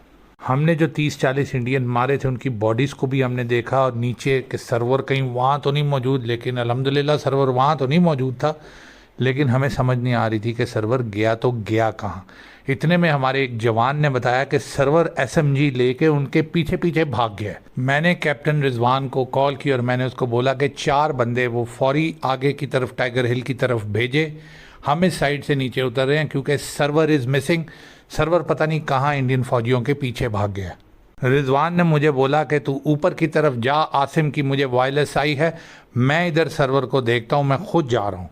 इंडिया बहुत ज़्यादा शेलिंग कर रहा है, फ्रंटर अटैक्स बहुत सवेर हैं और अभी तक शेर खान ऊपर वापस नहीं आया। ये इंडियंस को और सर्वर दोनों को मैं ढूंढता हूँ, तू टेंशन मत ले, I am already on my वे।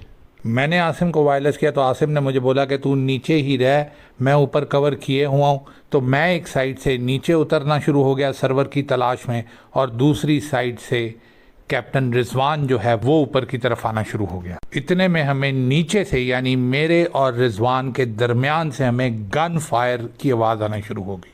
रिजवान ने टैंगोस को लोकेट कर लिया था और रिजवान ने भी उनके ऊपर फायर खोल दिए और जो बचे कुचे ज़ख्मी इंडियन थे वो वहाँ मुर्दार हुए।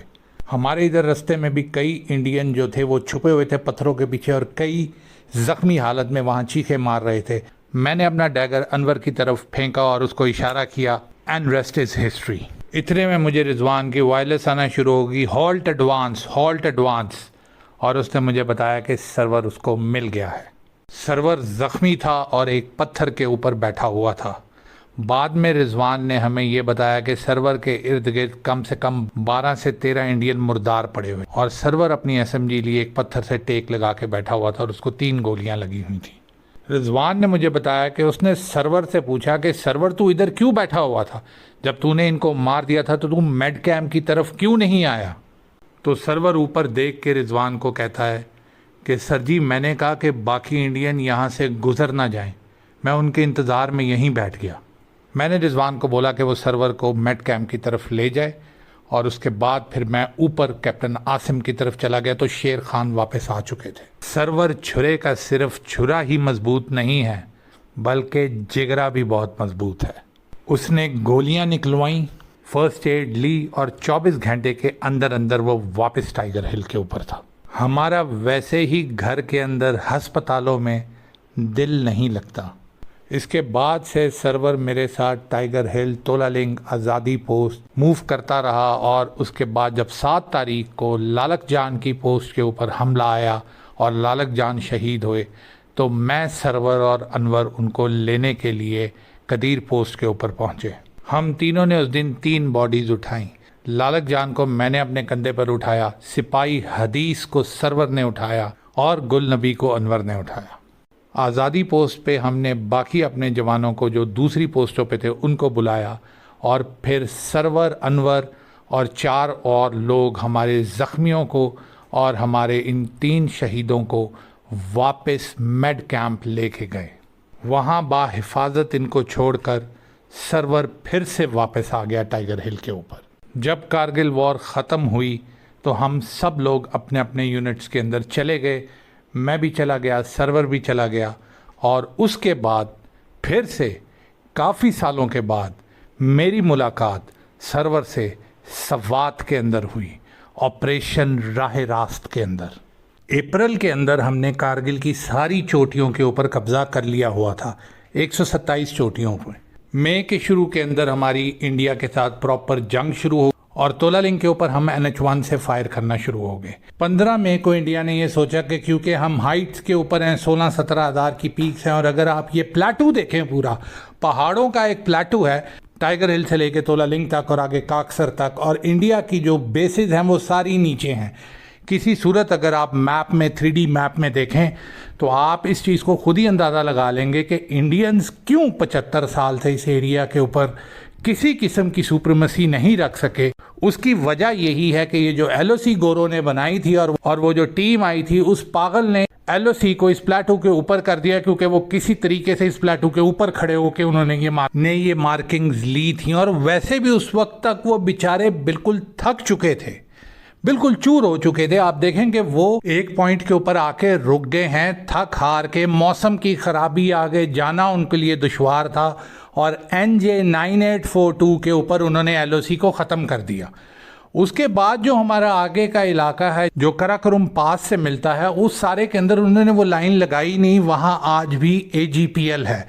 हमने अपनी सीरीज में आपको एक्चुअल ग्राउंड पोजीशन लाइन के बारे में भी बताया है, AGPL, जो कि NJ-9842 से लेके कराकोरम पास तक जाती है। It's an invisible line. खैर, इसी तरह की हरकत इन्होंने ये दराज कारगिल सेक्टर के अंदर की, क्योंकि ये पहाड़ियां प्लेटू में जब आपको कह रहा हूं, इसका ये मतलब नहीं कि ये प्लेन लैंड है। मेरा इधर आपको प्लेटू कहने का मतलब ये है कि ये एक माउंटेनियस कॉम्प्लेक्स है, बहुत ही बड़ा, हजारों की तादाद में छोटी बड़ी पीक्स इंटरलॉक्ड। 5700 पॉइंट तो मुझे याद है, शायद उससे भी आगे हो।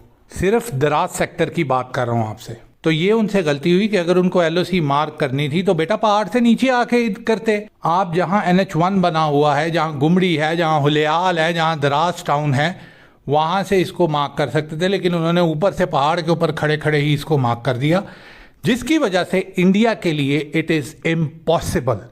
इंडिया करे तो करे क्या? अगर इंडिया पहाड़ के ऊपर कोई पोस्ट बना देता है 17,000 फुट की ऊंचाई के ऊपर, और फिर नीचे उसकी बेस जो है वो नीचे जाके दराज में, गुमड़ी में, हुलियाल में बनाता है, तो वो ऊपर वाली पोस्ट को केटर ही नहीं कर सकता। इंडियंस जान के अपनी आर्मी को मरवाते हैं, इनको शौक है अपनी आर्मी को मरवाने का, और 75 साल में रिपीटेडली इन्होंने अपनी आर्मी इसी सेक्टर के अंदर मरवाई है और आगे भी मरवाते रहेंगे। मेरा इनको एक मासूम सा मशवरा है कि भाई, अपने बंदे अगर नहीं मरवाने तुमने, तो दराज टाउन को छोड़ो और उससे आगे LOC को मार्क कर दो, क्योंकि इस एरिया को वैसे भी आप कंट्रोल नहीं कर सकते, और ना आपकी कोई कैपेसिटी है, अभी भी नहीं है, अभी भी वेकेंट है वो सारी की सारी हिल्स। क्या करोगे तुम लोग? कारगिल की जंग के अंदर 500-600 बंदे आ गए तो तुम्हारी जान निकल गई। 8 लाख फौज तुमने उधर 10 लाख में से लगा दी, पूरे इंडिया में तुम्हारी सिर्फ 2 लाख फौज थी। अगर हमने 20,000 रेगुलर्स भेज दिए, गनशिप भेज दी, आर्टिलरी भेज दी, बेटा क्या बचेगा तेरा? अब चंद लोग हैं जो इनको अच्छा मशवरा दे रहे हैं इनके अंदर से ही कि लद्दाख छोड़ें, कारगिल छोड़ें और नीचे आ जाएं। अगर आपने पूरे इंडिया को बचाना है तो ये 2 सेक्टर छोड़ के नीचे आ जाएं। सही कह रहे हैं वो। देखो, हम तो तुम्हें वैसे भी इतना जलील नहीं करते, ये हमने सीरीज़ भी तकरीबन 23 साल के बाद बनाई है। जो भी तुम बकवास करते रहे, हमने कहा जो भी करना है करता रहे, तू कौन सा यहाँ मौजूद है। लेकिन चलो, अगर तुम्हें ये लगता है कि तुम्हारी इज्जत बेइज्जती का सवाल है, वो अखंड भारत का सवाल है, क्या मुंह दिखाओगे अपने लोगों को जिनको इतना भड़का दिया हुआ है, तो फिर मरवाता रहे बंदे। तुझे बंदे मरवाने का शौक है, हमें तेरे बंदे मारने का शौक है। यूनाइटेड नेशन ऑब्जर्वर्स वालों ने कोई इतना बुरा भी काम नहीं किया हुआ इस सेक्टर को छोड़ के। LOC की लाइन तकरीबन 740 किलोमीटर की ये लाइन है। ये जो लाइन ऑफ कंट्रोल का बॉर्डर है पाकिस्तान और इंडिया के दरमियान, तकरीबन 550 किलोमीटर के ऊपर इंडिया ने अपनी साइड के ऊपर कोई 150 से 200 मीटर अपनी साइड के अंदर 12 फुट की बार्ब्ड वायर लगाई। ये बार्ब्ड वायर वो तकरीबन 90s से लगाने की कोशिश कर रहा था। 2000 में आपको याद है कि हमारे ऊपर एक अटैक आया अमन की आशा का, हमारे दिमागों के ऊपर। उस अमन की आशा के चक्कर के अंदर 2004 में इंडिया ने ये तकरीबन 550 किलोमीटर के अंदर उस वक्त तक अमन की आशा रखी जब तक उन्होंने ये फेंस खड़ी नहीं कर दी। लेकिन फिर भी 200-250 किलोमीटर एलओसी का बगैर किसी वायर के है, कोई उसके अंदर फेंस नहीं लगी। हमने कहा चलो ठीक है, खड़ी कर दी है, गुड है। एक ग्रेनेड की मार नहीं है, जिस जगह पे आप खड़े हैं वहां एक ग्रेनेड फेंके 10 फुट आगे तो ये फेंस उड़ जाती है। Not a big deal my friend. तो इंडिया ने ये सोचा कि क्यों ना एयरफोर्स को इस्तेमाल किया जाए और ऑपरेशन सफेद सागर, नाम देखा करें आप इनके, सफेद सागर। 15 मई ऑनवर्ड्स वो ये रैकी मिशन, रिकॉन, ये सब करते रहे। तो फिर 27 तारीख को उन्होंने सोचा कि क्यों ना अब हम इन पीक्स पे जाके जरा हमला शमला भी कर देते हैं।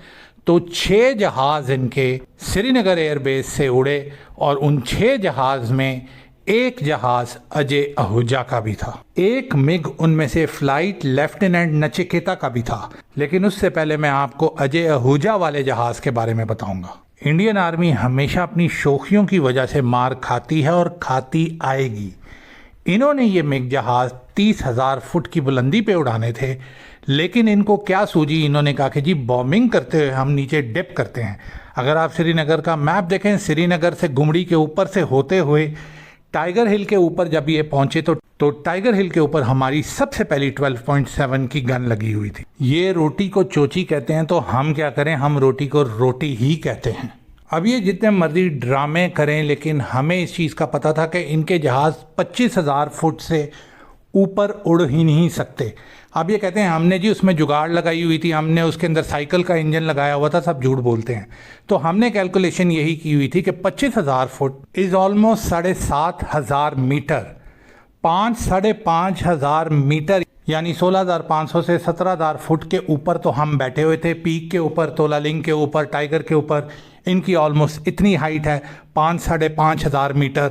तो जो हमने इनको 25,000 फुट के ऊपर हिट करना था, वो हमारे और इनके दरमियान 2,000 मीटर का फ़र्क था। आप फिर मेरे से नाराज़ होंगे, लेकिन कमबख्ती जब इनकी आई हो तो फिर ये ऐसी हरकतें करते हैं जिनसे इनकी कमबख्ती डबल हो जाती है। इन्होंने अपने जहाज़ों की एलिवेशन 20 से 22,000 फुट रखी हुई थी।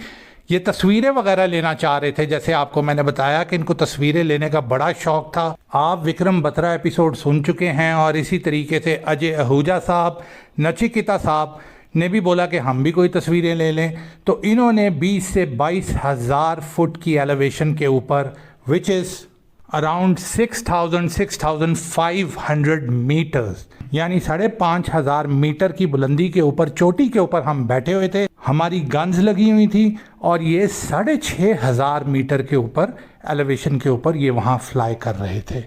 माशाल्लाह।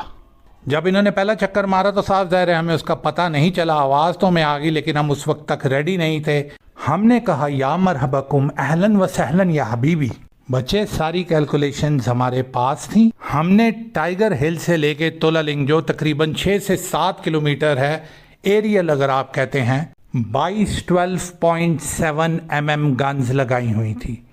एक 12.7 mm एंटी एयरक्राफ्ट गन की रेंज तकरीबन 2,000 मीटर है।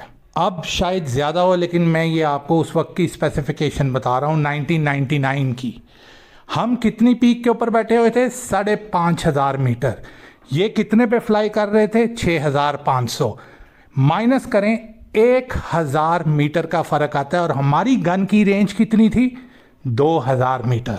राइनो पॉइंट के ऊपर इनकी एलिवेशन तकरीबन 25,000 फुट पे थी। टाइगर हिल को क्रॉस करते साथ इन्होंने नीचे की तरफ, और तोलालिंग के ऊपर तकरीबन ये 20 से 22,000 फुट के ऊपर आए, और फिर इन्होंने अपनी एलिवेशन ऊपर की तरफ की, मुंटो की तरफ, जुबाड़ की तरफ। हमारा पहला फायर इनके ऊपर चला है, ये चंद सेकंड्स की बात होती है। हमारा पहला फायर इनके ऊपर चला है टाइगर से, लेकिन इनको लगा नहीं। जब ये नीचे तोलालिंग की तरफ डिप किए हैं, तब हमारा आज़ादी पोस्ट से फायर आया है, लेकिन इनको लगा नहीं। तोलालिंग कंपाउंड के ऊपर हमारी 12.7 थी।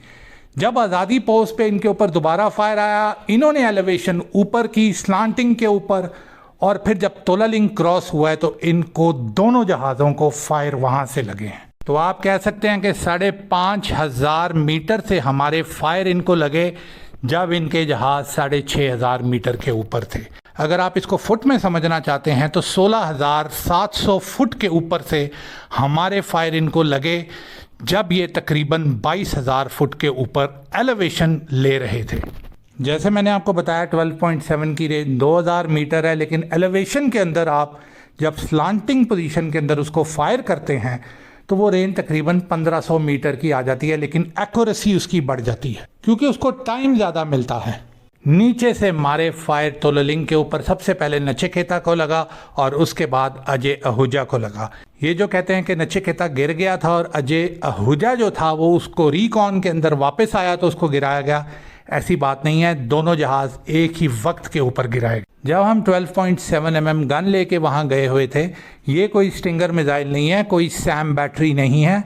जब गन हम ले गए थे तो हमें ये भी पता था कि उस गन से कौन सा जहाज गिराना है।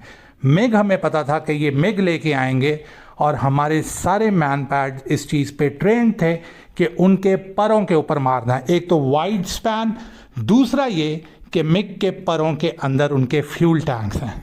तो सर जी आप खुद सोचें, स्लांटिंग पोजीशन के अंदर 12.7 धड़ धड़ धड़ धड़ धड़ मार रही है और ये एलिवेशन ले रहे हैं ऊपर की तरफ, तो इनके परों का पूरा वाइड स्पेक्ट्रम खुला है। ठक ठक ठक ओ पिया जांदे ने ताडे जहाज। अजय भाई ने फौरी इजेक्ट किया। अभी जहाज तबाह नहीं हुए थे, इनके दोनों जहाज तबाह नहीं हुए थे। 4 जहाज वहां से भाग गए और दोनों जहाज तबाह नहीं हुए थे, उनमें आग लगी थी, लेकिन डर के मारे दोनों पायलट्स ने इजेक्ट किया। अजय आहूजा साहब ने भी इजेक्ट किया और जैसे बगैर ड्राइवर के बस इधर उधर खाई में गिरती है, इनके जहाज ऊपर से जुबाड़ के ऊपर से होते हुए पाकिस्तान वाली साइड पर आके दोनों गिर गए।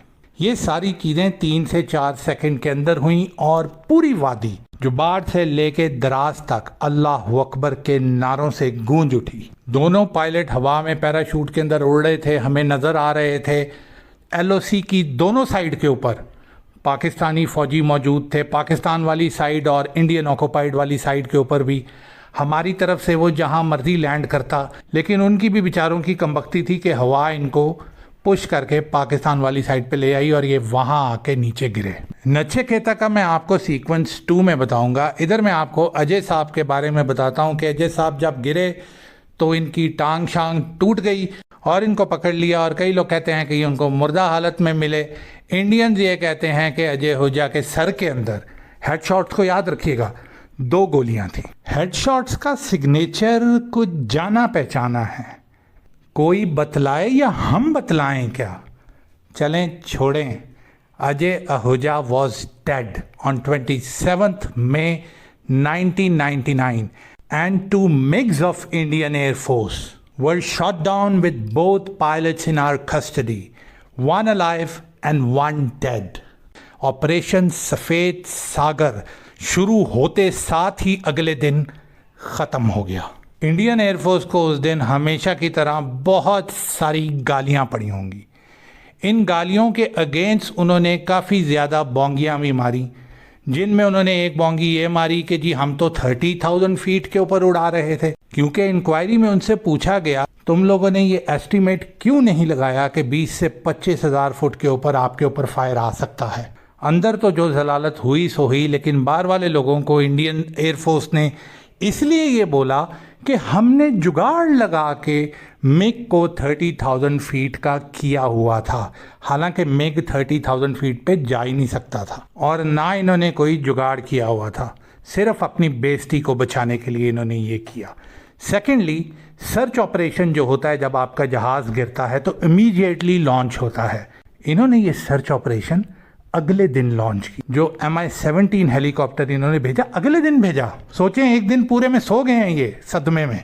उन पप्पू प्रसादों को भी हमने गिरा दिया। वो मैं आपको इस चैप्टर के सीक्वेंस 3 के अंदर बताऊंगा। इंडियन आर्मी की आर्काइव्स, वेटरन और डिफरेंट किताबों के अंदर क्योंकि 23 साल गुजर गए हैं, अलग-अलग अकाउंट लिखा हुआ है। किसी जगह पे ये लिखते हैं कि गढ़वाल राइफल्स जो थे वो वहाँ जाके रिकवर करके आए, और किसी जगह पे ये इस चीज़ को मानते हैं कि पाकिस्तानियों ने अजय आहूजा की बॉडी इनको हैंड ओवर की। ये जो हमें कहते हैं कि हमने कैप्टन शेर खान की बॉडी दी, तो हम इनको लेफ्टिनेंट कर्नल, इनके हाई रैंकिंग रामा कृष्णन की बॉडी हमने इनको हैंड ओवर की। हमने इनको अजय आहूजा की बॉडी भी हैंड ओवर की जंग के दरमियान ही। नचिकेता को तो इन्होंने लेने से इनकार कर दिया, वो मैं आपको बाद में बताऊंगा। विवेक गुप्ता की बॉडी हमने इनको हैंड ओवर की। विक्रम बत्रा की बॉडी हम इनको बता के गए जोशी को के आके उठा ले। सौरभ कालिया की बॉडी हमने इनको हैंड ओवर की। हजारों की तादाद में इनके कहने पे हमने इनके मिसिंग इन एक्शंस को जलाया दफनाया। इनके कहने कोई बड़ा काम नहीं कर लिया इन्होंने। अब मैं आता हूं आपको फ्लाइट लेफ्टिनेंट नचिकेता की स्टोरी के बारे में। बार बार इनकी किताबें पढ़ें, बार बार इनकी वीडियोस देखें, बार बार इनकी आर्मी की पुरानी आर्काइव्स देखें और बताएं मुझे कि कौन सी जगह के ऊपर इंडियन फौजी अपनी बॉडी ऊपर से नीचे लेके आया है। जो ये लेके भी आए वो भी पोर्टर्स के थ्रू लेके आए। अपने मुर्दा सैनिक को उठाने के ऊपर भी ये तैयार नहीं थे। अपनी साइड पे एलओसी की अपनी साइड पे, चलो हम तो भाई आपकी साइड के ऊपर आए हुए थे, आप तो अपनी साइड के ऊपर ही थे। आपके हजारों मिसिंग इन एक्शन क्यों हैं? अब आगे से बोलोगे हा हा हा हा 71 में ये हुआ है ना। बात कारगिल की हो रही है, उसका जवाब दे। मैं आपको लेके जाता हूं सीक्वेंस 2 की तरफ।